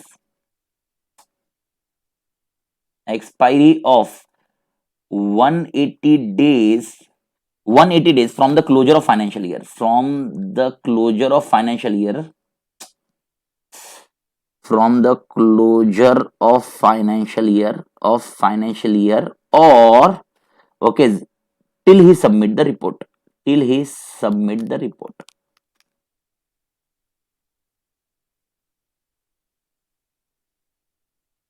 okay, खत्म स्टोरी। ओके, यानी उसका term कब तक रहेगा, okay, till the expiry of 180 days, next year का 180 डेज, यानी वापस वो नेक्स्ट ईयर का जैसे ही फाइनेंशियल ईयर एंड होगा उसके बाद 180 डेज तक उसके पास टाइम लिमिट रहेगा, या वो अपनी कॉस्ट ऑडिट रिपोर्ट सबमिट करेगा विच एवर इज अर्लियर, उसका कंक्लूजन पीरियड रहेगा। ये हो गया उसके लिए पॉइंट।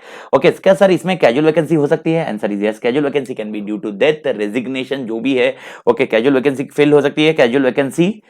कैजुअल वैकेंसी जो होगी, okay, it will be filled by, कौन फिल करेगा, बीओडी, कितने दिन में, विद इन 30 डेज, 30 डेज, जिस दिन कैजुअल वैकेंसी हुई उसके 30 दिन के अंदर करना पड़ेगा। ओके, अगर ये 30 दिन के अंदर कैजुअल वैकेंसी फिल किया, क्या हमें सीजी को वापस इन्फॉर्म करना पड़ेगा, यस, इन्फॉर्म सीजी वापस, अभी कितने दिन में, इन्फॉर्म सीजी वापस कितने, 30 डेज, और कौन सा फॉर्म, CRA 2, ऊपर वाला ही फॉर्म आपको लेना है, CRA 2 में आपको इंटीमेट करना पड़ेगा, CRA 2 में। ओके, ये खत्म हो गया। अब ये खत्म हो गया, ये कैजुअल वैकेंसी। अब कॉस्ट ऑडिट होगा और कॉस्ट ऑडिट रिपोर्ट सबमिट की जाएगी। कॉस्ट ऑडिट रिपोर्ट ऑडिटर किसको सबमिट करेगा, audit report will be submitted by auditor to whom, BOD इन CRA 3, यानी कॉस्ट ऑडिट रिपोर्ट BOD को सबमिट की जाएगी CRA 3 के हिसाब से। अब मेरे को बताओ, खाली बोर्ड तक ये कॉस्ट ऑडिट रिपोर्ट रहेगी, या ओके बोर्ड तक ही कॉस्ट ऑडिट रिपोर्ट रहेगी, या board need to submit this cost audit report आगे भी 100%, किसने अपॉइंटमेंट कंपलसरी करवाया है, सीजी ने, तो बोर्ड को ये कॉस्ट ऑडिट रिपोर्ट, मतलब कंपनी को ये cost audit report, okay, cost audit report किसको देना पड़ेगा, कॉस्ट ऑडिट रिपोर्ट किसको देना पड़ेगा? 100% समझ में आ रहा है मालिक? सीजी को देना पड़ेगा। कितने दिन में देना पड़ेगा? 30 डेज। जिस जिस दिन, देख यार, 30 डेज, जिस दिन कंपनी को ऑडिट रिपोर्ट मिली उसके 30 दिन के अंदर। अब यहाँ पर CRA 4 रहेगा, CRA 4 में रहेगा। That's it. ये हो गई स्टोरी खत्म, ये हो गया तेरा रूल 6, पूरा काम खत्म। अब मैं खाली फिगर्स बता देता हूँ। अपॉइंटमेंट कितने दिन में होगा? 180 दिन में होगा मालिक। अपॉइंटमेंट 180 दिन में होगा मालिक। Everybody clear? ओके, अपॉइंटमेंट 180 दिन में होगा। ओके, यहाँ पर सीजी को 30 दिन में इन्फॉर्म किया जाएगा, नहीं तो 180 दिन के लॉजिक से इन्फॉर्म किया जाएगा। ओके, कब तक कंटिन्यू करेगा? Till the 180 days from the closure of financial year और ही submit the report. Okay, casual vacancy कितने दिन में फिल करनी है? 30 डेज। इन्फॉर्म सीजी को कैजुअल वैकेंसी, हाँ कैजुअल वैकेंसी का इन्फॉर्मेशन। ओके, CRA 3 में बोर्ड को रिपोर्ट दिया जाएगा और भाई सीजी को इन्फॉर्म करना पड़ेगा रिपोर्ट का 30 डेज CRA 4 में। That's it. ये कहानी खत्म, कॉस्ट ऑडिट का लॉजिक खत्म। That's it. ये पॉइंट है मालिक। मेरे ख्याल से मालिक समझ में आया। ओके, देखो इन शॉर्ट अभी ये चार्ट को मैं फुल फ्लेज समझा देता हूँ मालिक। ओके, फुल फ्लेज कॉन्सेप्चुअली अभी गो थ्रू करो चार्ट को। ओके, कैसे हुआ? सबसे पहले ओके मेरे को बताओ, कॉस्ट ऑडिटर को अपॉइंट कौन करेगा? कॉस्ट ऑडिटर को अपॉइंट करने वाला बोर्ड है। कहां पर करेगा? बोर्ड मीटिंग में करेगा। सर कितने दिन में करेगा? जब भी फाइनेंशियल ईयर में मालूम पड़ रहा है आपको, उनको मालूम पड़ रहा है कि पिछले फाइनेंशियल ईयर में ओके कॉस्ट ऑडिट एप्लीकेबल हो गया मुझे इस फाइनेंशियल ईयर में। Okay, start of financial year से 180 दिन के अंदर अंदर। ठीक है, अब वो इंटीमेट करेंगे कॉस्ट ऑडिटर को, और दूसरा उनको इंटीमेट करना पड़ेगा सीजी को। अब क्वेश्चन आता है सीजी को कब तक इंटीमेट करना है? सीजी को दो कॉन्सेप्ट दिए हुए, विच एवर इज अर्लियर। या तो कॉस्ट ऑडिटर अपॉइंट हुआ उस बोर्ड मीटिंग के 30 डेज के अंदर, या ओके 180 डेज का कंक्लूजन हुआ है okay from the start of the financial year, तब तक। दोनों केसेस में CRA 2 में कॉस्ट ऑडिट, ये कॉस्ट ऑडिटर के अपॉइंटमेंट का इंटीमेशन देना पड़ेगा सीजी को। ये होने के बाद कॉस्ट ऑडिट होगा और कॉस्ट ऑडिट रिपोर्ट दी जाएगी। लेकिन बीच में कैजुअल वैकेंसी हो सकती है। Casual vacancy board of directors fill करेंगे 30 डेज के अंदर, और जैसे ही होगा उसके नेक्स्ट 30 डेज के अंदर वापस वो इंटीमेट करेंगे सीजी को कि भाई हमने नया कॉस्ट ऑडिटर अपॉइंट किया हुआ है। वो CRA 2 वापस फॉलो किया जाएगा। ये होने के बाद आपकी कॉस्ट ऑडिट रिपोर्ट सबमिट की जाएगी। कॉस्ट ऑडिट रिपोर्ट दी जाएगी CRA 3 में। वो किसको दी जाएगी? कंपनी को दी जाएगी। और कंपनी को देने के बाद वो कॉस्ट ऑडिट रिपोर्ट ओके वो आपको कंपनी किसको देगी? सीजी को देगी। और वो सीजी को दी जाएगी ओके वो कितने दिन के अंदर? ओके 30 डेज के अंदर। जिस दिन ऑडिट रिपोर्ट मिली होगी उसके 30 डेज के अंदर सीजी को देना पड़ेगा CRA 4 में। और ये कंपनी देगा ओके, कॉस्ट ऑडिटर नहीं देगा। कॉस्ट ऑडिटर रिपोर्ट किसको देगा? खाली कंपनी को। और कंपनी रिपोर्ट किसको देगी? सीजी को। ये कॉन्सेप्ट ध्यान रखना, ये शेयर होल्डर के पास नहीं जाता। तो इसमें कहीं पर भी शेयर होल्डर का जिक्र मत करना। ये सीजी चाहती है कि ये कॉस्ट ऑडिट हो। ओके, ये कॉन्सेप्ट ध्यान रखना। क्या कॉस्ट ऑडिट में हम लोग cost records true and fair check कर रहे हैं? नहीं, हम लोग चेक कर रहे हैं cost of production true and fair है कि नहीं, cost of manufacturing true and fair है कि नहीं। ये दिमाग में डालते जाइए मालिक। ओके, इसकी एक खास बात मैं आपको बता दूं, ये सारी चीजें हैं। तो अभी आपका क्वेश्चन आएगा सर कॉस्ट ऑडिटर रिपोर्ट कितने दिन में देगा? देखो कॉस्ट ऑडिटर का टाइम लिमिट कब तक है? Okay, time limit is till 180 days of the end of the financial year. Financial year जिस दिन एंड होगा उसके 180 डेज के अंदर कॉस्ट ऑडिटर का ये पॉइंट होगा। यही कॉन्सेप्ट के हिसाब से डिफाइन किया जाता है। That's how the concept will work मालिक। Everybody clear? This is what you need to understand with respect to the cost audit concept. तो कॉस्ट ऑडिट कॉन्सेप्ट को आपको ये दिमाग में डाल देना है और ये कॉन्सेप्ट ये करना है। तो इसको आप कॉपी कर लीजिए। तब तक मैं एक 1.5 मिनट ये रख लेता हूँ, एक छोटा सा टाइम आउट ले रहा हूँ मेरे एंड पे। तब तक आप ये कॉपी करिए मालिक।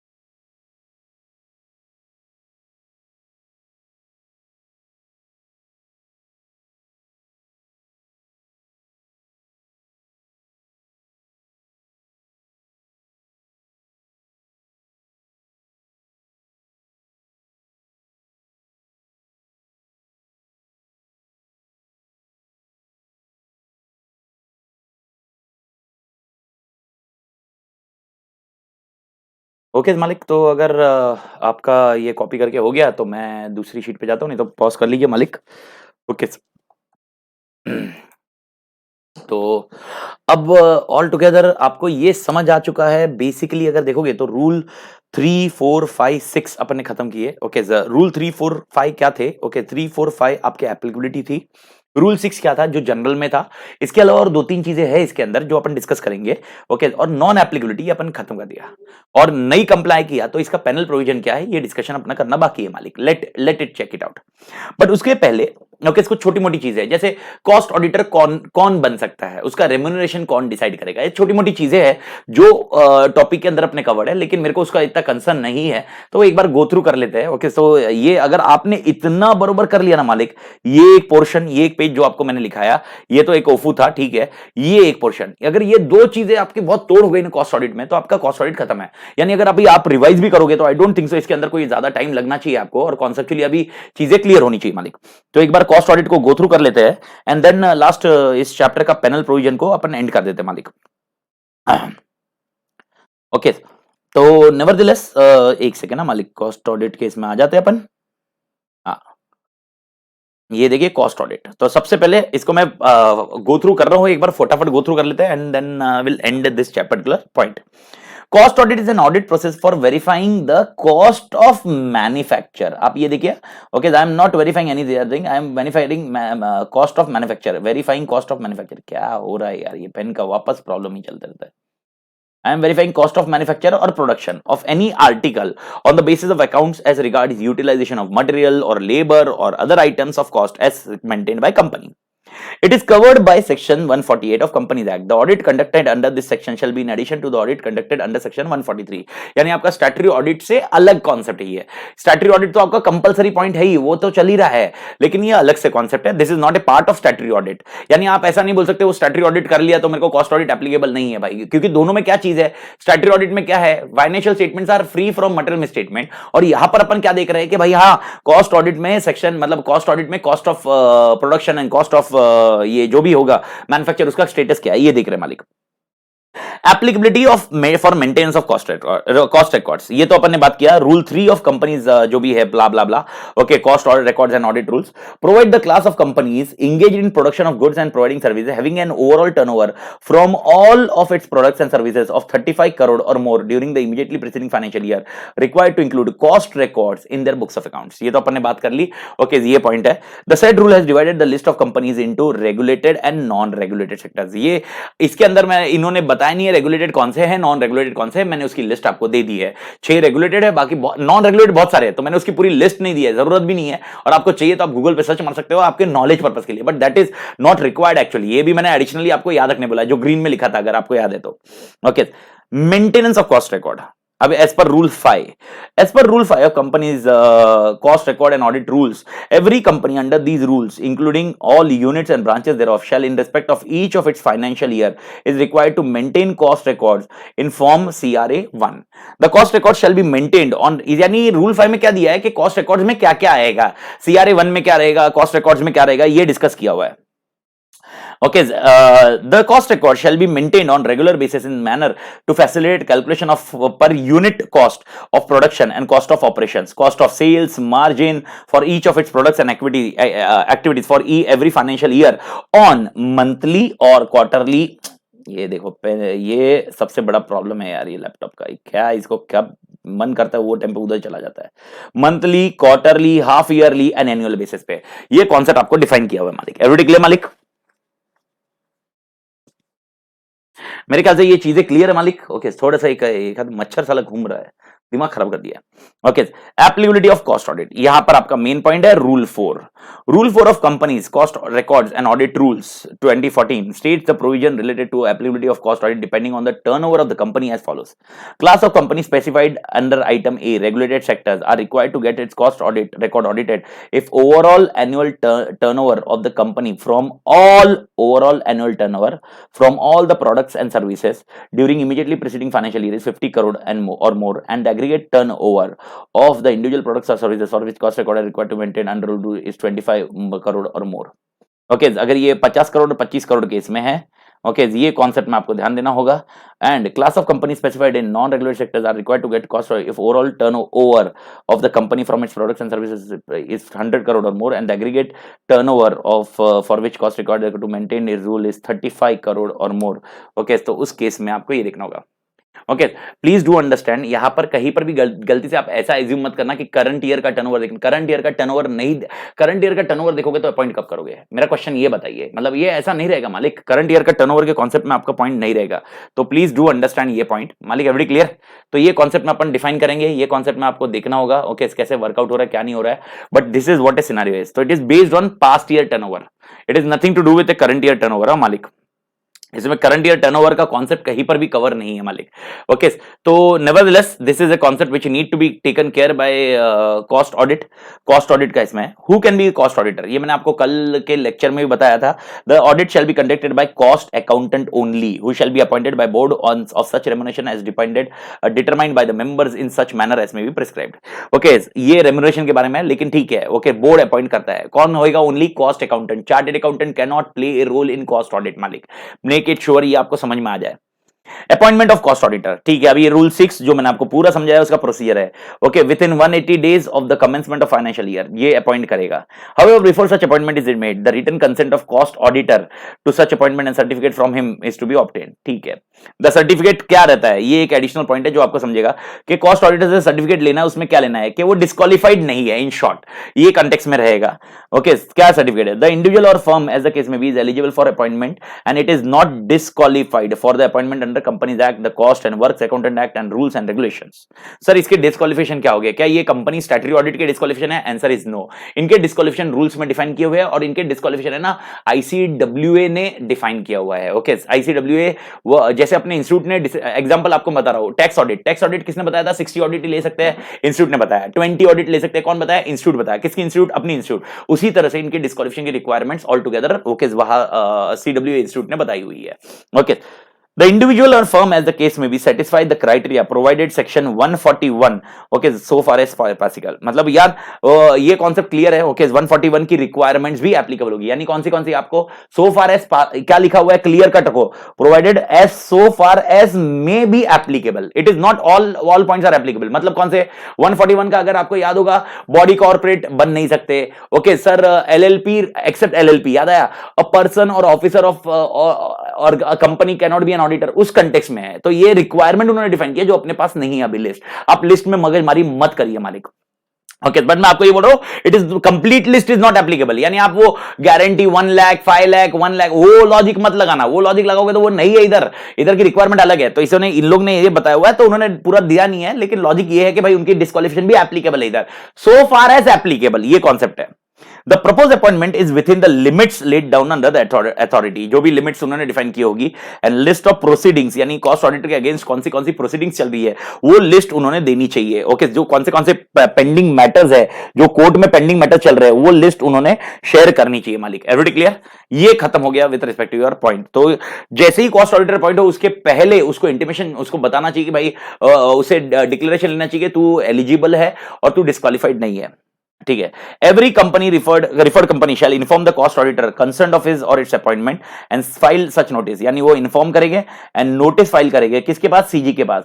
कब तक करेंगे? Within 30 days of the board meeting or within the period of 180 days okay which ever is earlier through electronic form CRA2। ये आपके साथ बात हो गई।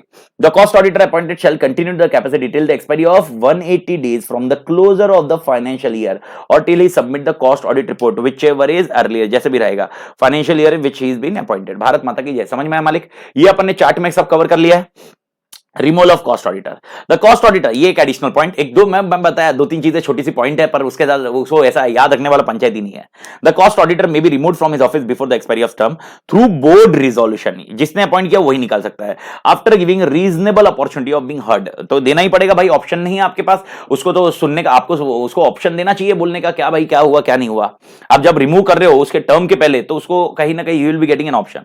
It may be noted that form CRA2 to be filled to CG for intimating appointment of another cost auditor shall be enclosed relevant board resolution to the effect। ये तो मैंने आपको बताया भी कि भाई जैसे ही नया कॉस्ट ऑडिटर पॉइंट होगा 30 डेज के अंदर कैजुअल वैकेंसी के कॉन्सेप्ट में ओके इमीडिएटली आपको CG को इन्फॉर्म करना पड़ेगा with in 30 days in CRA2। casual vacancy or any casual vacancy in the office of cost auditor whether due to resignation, death or removal shall be filled by board within 30 days and वो उसको CRA2 में आप देना होगा, बात खत्म। Remuneration as per rule 14, okay, ये rule, इसमें रूल याद मत रखो, ये रेम्यूनरेशन का। In case of company which are required to constitute audit committee, ये मैंने आपको बता दिया, the board shall appoint an individual who is a cost accountant or a firm of cost accountant in practice as a cost auditor on the recommendation of audit committee. ये तो मैंने आपको पहले बताया कि वो जैसे अपना वो स्टैट्यूटरी ऑडिटर का रिकमेंडेशन जाता है वैसे ही इधर भी रिकमेंडेशन है। The remuneration recommended by audit committee shall be considered and approved by board of directors and ratified subsequently by shareholders। ठीक है, ratification होगा, yes man, ratification मतलब okay करेंगे सब लोग। In the case of other company which is not required to constitute an audit committee, the board shall appoint an individual who is a cost accountant or a firm which is a cost accountant in practice as a cost auditor, okay, then shareholder ratify कर लेंगे, बात खत्म। Okay, qualification, disqualification, rights and duties, ये तो अपन ने मैंने बता दिया कि भाई यार सारा as far as applicable company act के जो सेक्शन स्टैट्यूटरी ऑडिटर को एप्लीकेबल है वही के वही कॉस्ट ऑडिटर को एप्लीकेबल रहेंगे, as so far as may be applicable, जो एप्लीकेबल है मालिक। Okay, submission of cost audit report, ये भी मैंने आपके साथ बात करी, to the board of director the cost auditor shall submit the audit report along with his reservations and qualification and observation if any in form CR3.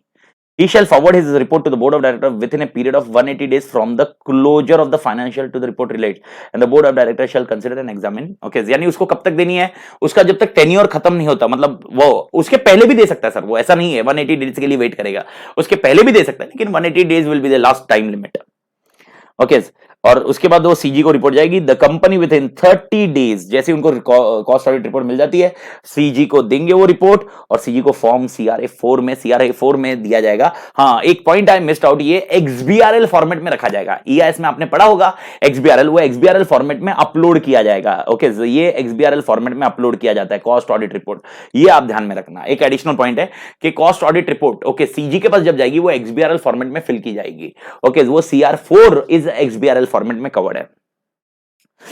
और अगर कुछ एक्सटेंशन किसी को मिला होगा तो वो एक्सटेंशन मिल सकता है CR4 का जो अपलोड करने का, ये आगे आपको कवर किया हुआ है, आगे वाले पॉइंट में वही बताया हुआ है।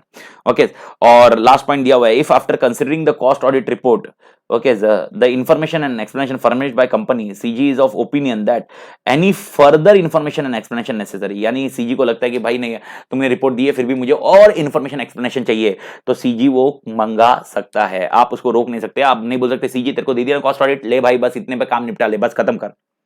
ओके, हाँ, ये भी सेक्शन आपको याद ही होगा 143(12). ओके, फ्रॉड के चैप्टर में मैंने कवर किया, कंपनी ऑडिट में मैंने उड़ा दिया उसको, क्योंकि लॉजिक है अपन ने पूरा कवर कर दिया था, less than 1 crore, greater than 1 crore. Okay, अगर याद है आपको ऑडिटर को जो एप्लीकेबल है, it is mutatis mutandis applicable to cost auditor also, even company secretary also, यानी CA CS CWA के लिए ये section 143(12) as it is applicable है, ये ध्यान रखना मालिक। Everybody clear? Okay, very important point ये रहेगा जो आपने याद रखना है, cost audit rules not to apply in certain cases.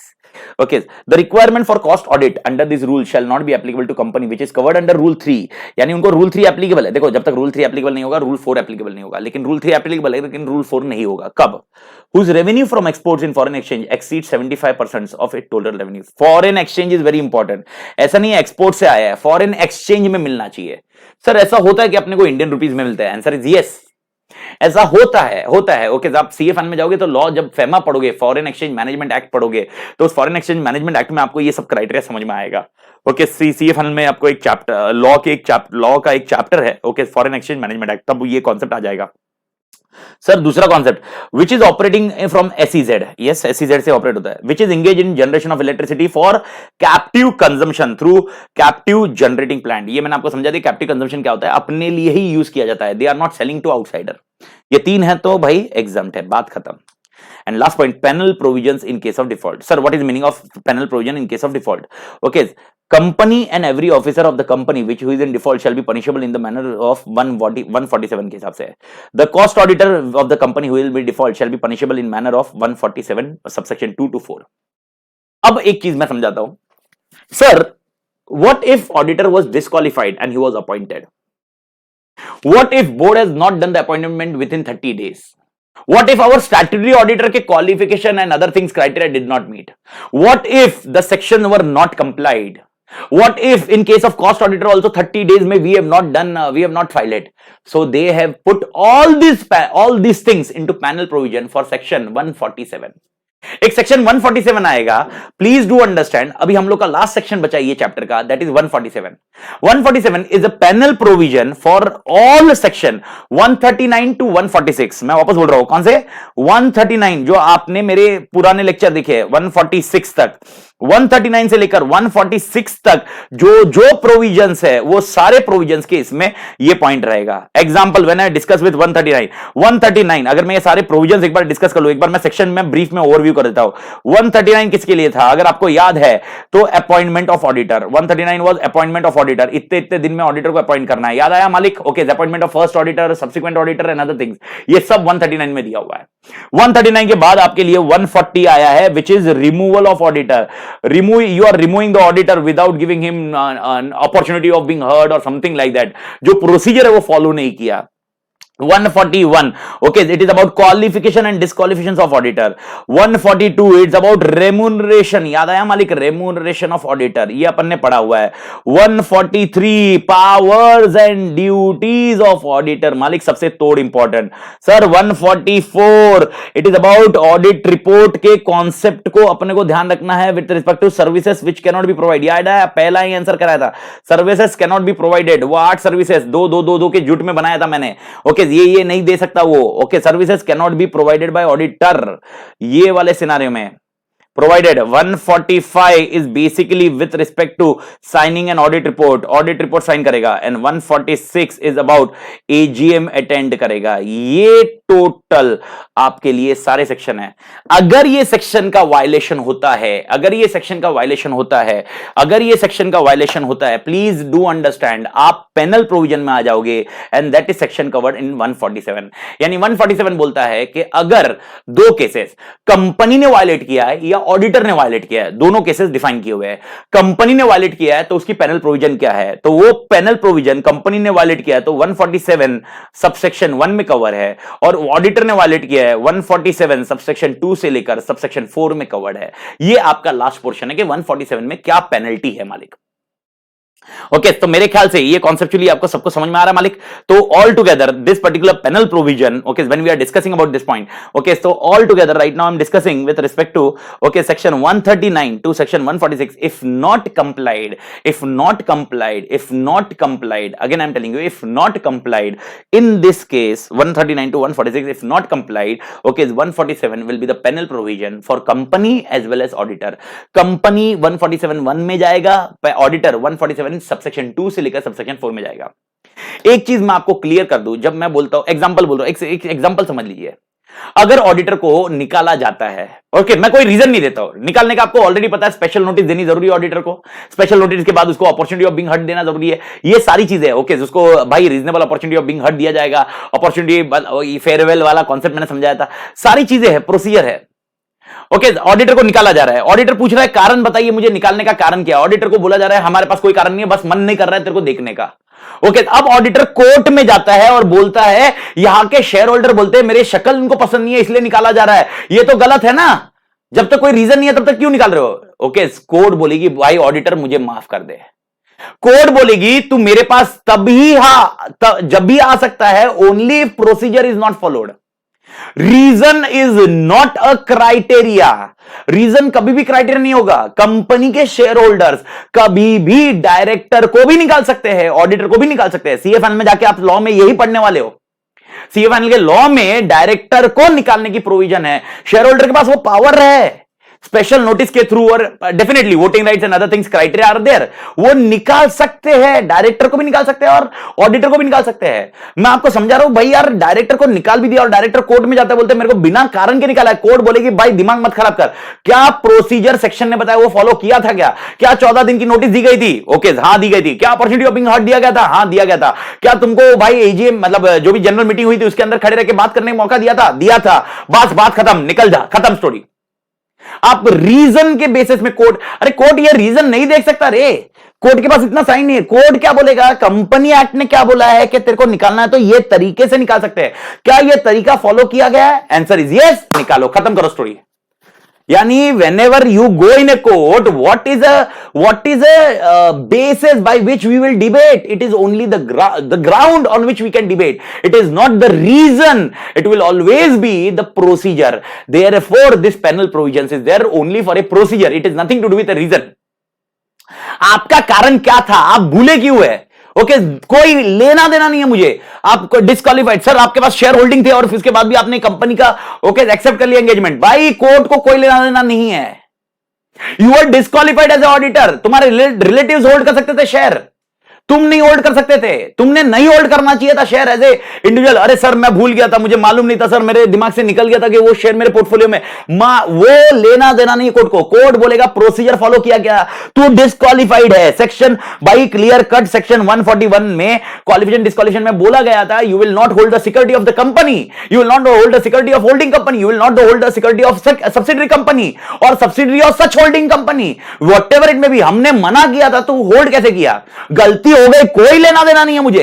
Okay तेरे को निकलना मतलब निकलना है। Procedure understand this and I do think, मतलब अभी आपको समझ में आ रहा है क्या मैं किस इंटेंस से ये बात कर रहा हूं, मेरा इंटेंस क्या है, मेरा कारण क्या है ये पॉइंट बताने का आपको। मैं कारण क्या, मैं क्या रखना चाहता हूं आपके सामने, मैं ये रखना चाहता हूं कि आप ये समझिए 147 is more of procedure follow नहीं किया तो ये पॉइंट आएगा मालिक। ओके तो this is more of procedure, I do think everybody clear. Okay और 147(1) में जिम्मेदार कौन होगा? ओके कंपनी होगी। और 147 सबसेक्शन 2 से लेकर सबसेक्शन 4 तक कौन जिम्मेदार होगा? ऑडिटर जिम्मेदार होगा। और प्लीज डू अंडरस्टैंड ओके कैसे दिया हुआ है एक्ट का, मैं एकदम अच्छे से बता रहा हूं ताकि आपको क्लियर कट रहे और बहुत शांति से समझिए। ओके एक 10-15 मिनट में मेरा ये पॉइंट खत्म हो जाएगा, 15-20 मिनट में ये कॉन्सेप्ट खत्म करूंगा मैं। ओके प्लीज अंडरस्टैंड करिए, बहुत अच्छे से ये दिमाग में डालिए मालिक। ओके एकदम आराम से, बिकॉज ये चीज में से मुझे को कुछ और समझाना है।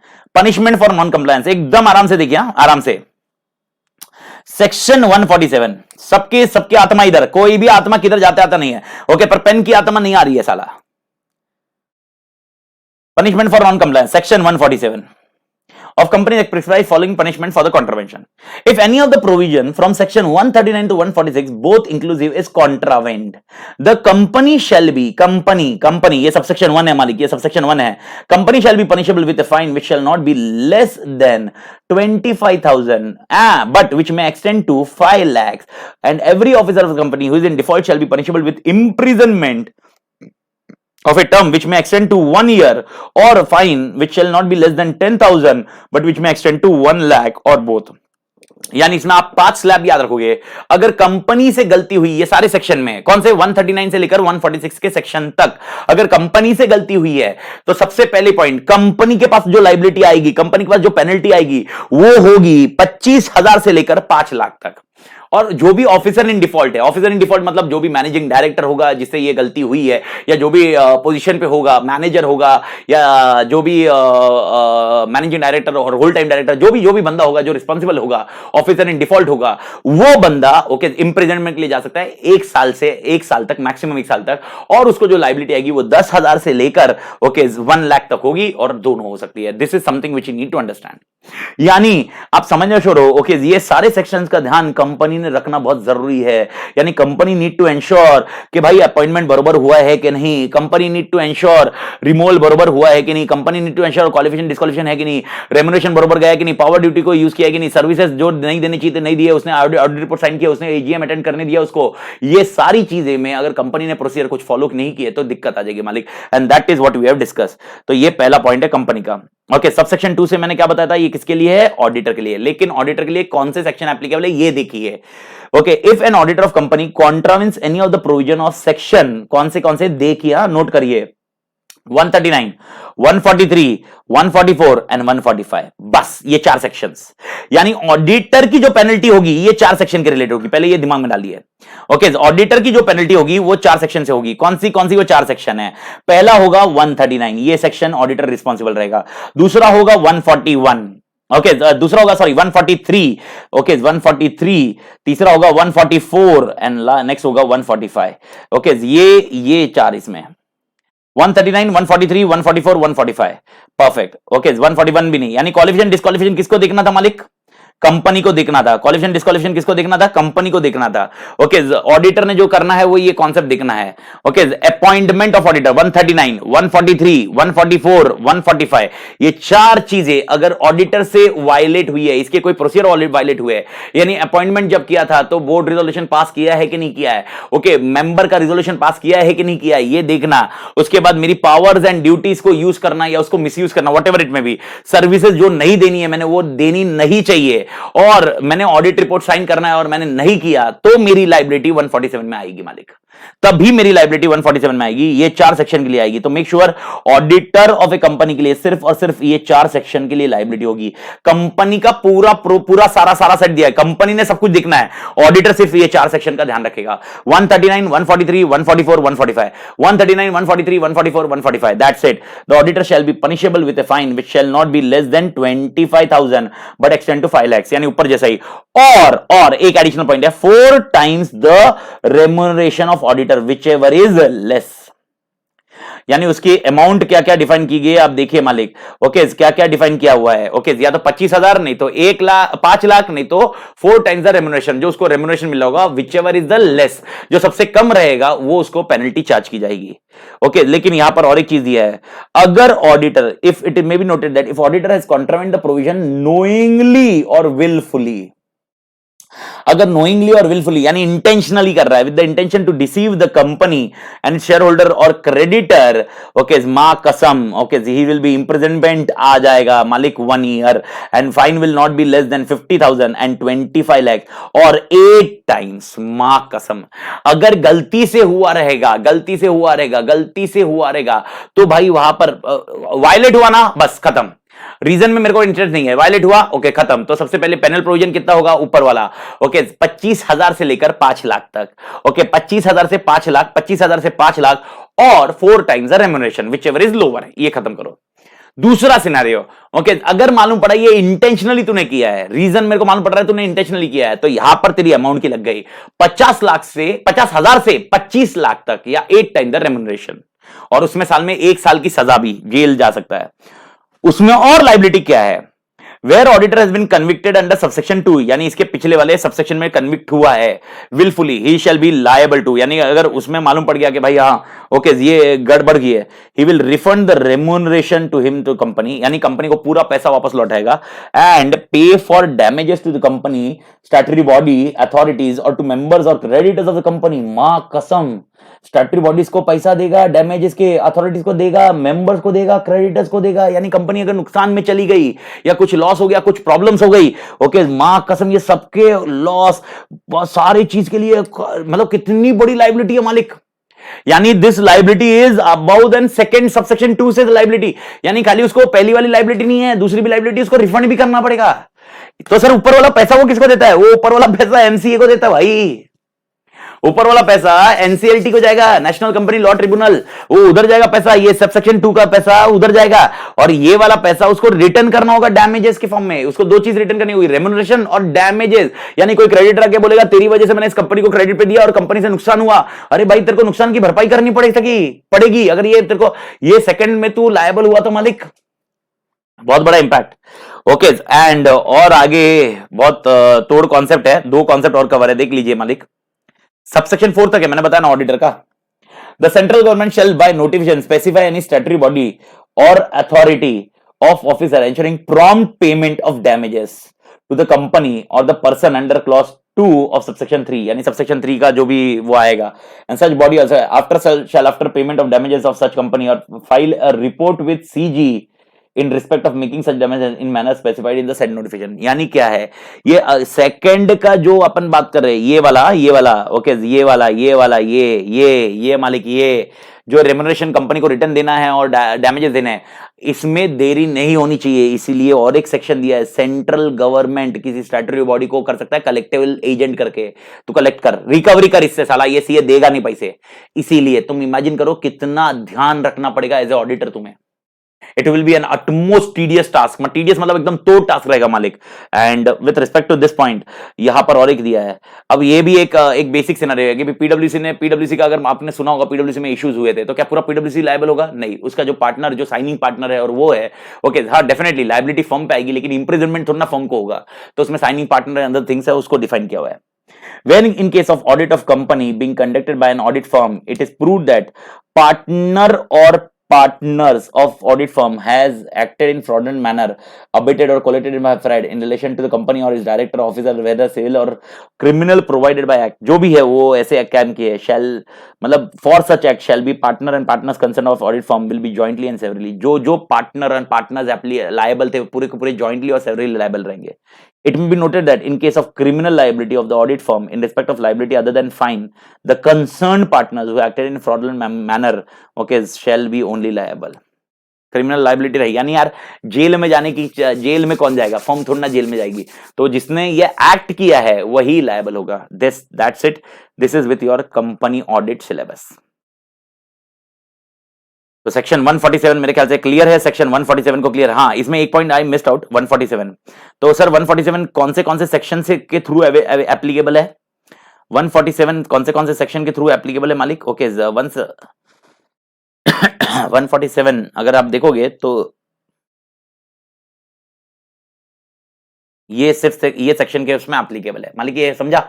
यानी 147 स्पेसिफिकली, ओके स्पेसिफिक 147 स्पेसिफिकली ये सब सेक्शन के बारे में बता रहा है, जो ऊपर लिखे हुए सेक्शन है ये सब सेक्शन के बारे में बताया। 148 जो कॉस्ट ऑडिट का था, 148 बोलता है कि अगर 148 के सेक्शन के रूल्स जो अपन ने थोड़ी देर पहले पढ़े कॉस्ट ऑडिट के, वो कंप्लाई नहीं किए तो 147 के हिसाब से पेनल्टी आएगी। यानी याद रखना 147 में 148 का जिक्र नहीं है, 148 में 147 का रेफरेंस है। ओके अगर तो ये देखोगे तो लास्ट लाइन यही है, penal provision in case of default for cost auditor. अगर ये देखोगे तो इसमें okay if default is made in complying any of the provision of this section, यानी 148 केस में the company and every officer of company will be default in punishable by in manner of section 147 subsection 1 and auditor will be liable under 147 2 and 4 2 to 4। मालिक समझ में आया? यानी 147 में 148 का जिक्र है ही नहीं, 148 में बताया गया कि अगर कुछ भी इश्यूज आए तो 147 के जो पेनल्टी होगी वही 148 पे एप्लीकेबल होगी। दैट्स इट, ये कॉन्सेप्ट है, आपके लिए ध्यान रखना जरूरी है। This is your particular point of company audit. और यहां पर मैं बोल सकता हूं कि कंपनी ऑडिट का स्ट्रक्चर खत्म हो गया।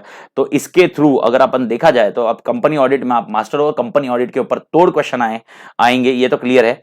एंड आई विल एंश्योर, मतलब मैं अभी right now once our lectures will be completed, मैं अभी हाल फिलहाल में थोड़े से मेरे दूसरे और 2-3 अमेंडमेंट रिकॉर्डिंग बाकी है, एक बार वो खत्म हो जाए उसके बाद मैं एक कंपनी ऑडिट के प्योरली मल्टीपल क्वेश्चंस लेके ओके एक छोटी सी रिकॉर्डिंग और करूंगा। Okay but I am not, I am telling you, I am not immediately I will be doing, यानी अभी ये वीक में तो मेरा ये खत्म होना ही है। ओके ये वाला पोर्शन ये एंड करूंगा, लेकिन कंपनी ऑडिट के खासकर क्वेश्चंस यानी क्वालिफिकेशन डिस्क्वालिफिकेशन वाले क्वेश्चंस है, तो मेरे दिमाग में है कि एक वीडियो मैं बनाऊंगा उसके ऊपर। ओके एक एडिशनल वीडियोस बनाऊंगा और वो वीडियो अपन प्रोबेबली मतलब बाय सितंबर एंड, मतलब कभी खाली रिवीजन के लिए जब भी आपका पढ़ के हो जाए तो सितंबर कभी भी मतलब बीच में भी मूड आ गया तो उस दिन बना दूंगा, या सितंबर एंड के मतलब सितंबर एंड होने के पहले बना दूंगा। वो एडिशनल वीडियो रहेगा जो एडिशनल क्वेश्चन रहेंगे, वो सर क्वेश्चन कहां से लूंगा मैं? आरटीपीज एमटीपीज वो सारे क्वेश्चन उठाऊंगा मैं। ओके और वो सारे क्वेश्चन का कंपाइल करेंगे, लेकिन खाली कंपनी ऑडिट का, वो कंपनी ऑडिट का, वो उसमें सब कुछ कंपनी ऑडिट का कवर करेंगे मालिक। बाकी तो एमसीक्यू एंड अदर थिंग्स है, आपको मैंने वो शीट्स भेजी हुई है, शीट्स अपडेट करिए, देखिए। इवन टेक्स्ट बुक अगर आपके पास आई होगी, टेक्स्ट बुक के अंदर भी बैकएंड पे आपको क्वेश्चंस दिए हुए हैं, आप वो सॉल्व कीजिए और उसमें सब रीजनिंग सब दिया हुआ है मालिक। तो कहीं पर कुछ समझ में नहीं आया तो मेरे को मैसेज कीजिए, बिकॉज आई डू थिंक मैंने बहुत डिटेल्ड में समझाया, बहुत कॉन्सेप्चुअली सारी चीजें लिंक करके समझाया हुआ है। ऐसा नहीं है कि आपको मालूम ही नहीं पड़ रहा है ये क्यों हो रहा है या ये क्यों होना चाहिए। तो इट में अपन एक हाथ 2 पॉइंट ऊपर नीचे हो सकते हैं आपके लिए। ओके तो मेरे को मैसेज कीजिए मालिक। राइट नाउ ये मैं लेक्चर को यहां पर मैं बंद कर दे रहा हूं। ओके ये लेक्चर को मैं स्टॉप कर दे रहा हूं और मैं अभी नेक्स्ट लेक्चर को मैं अपडेट लेटर ऑन करता हूं मालिक। ओके तो थैंक यू, टेक केयर मालिक, एंजॉय।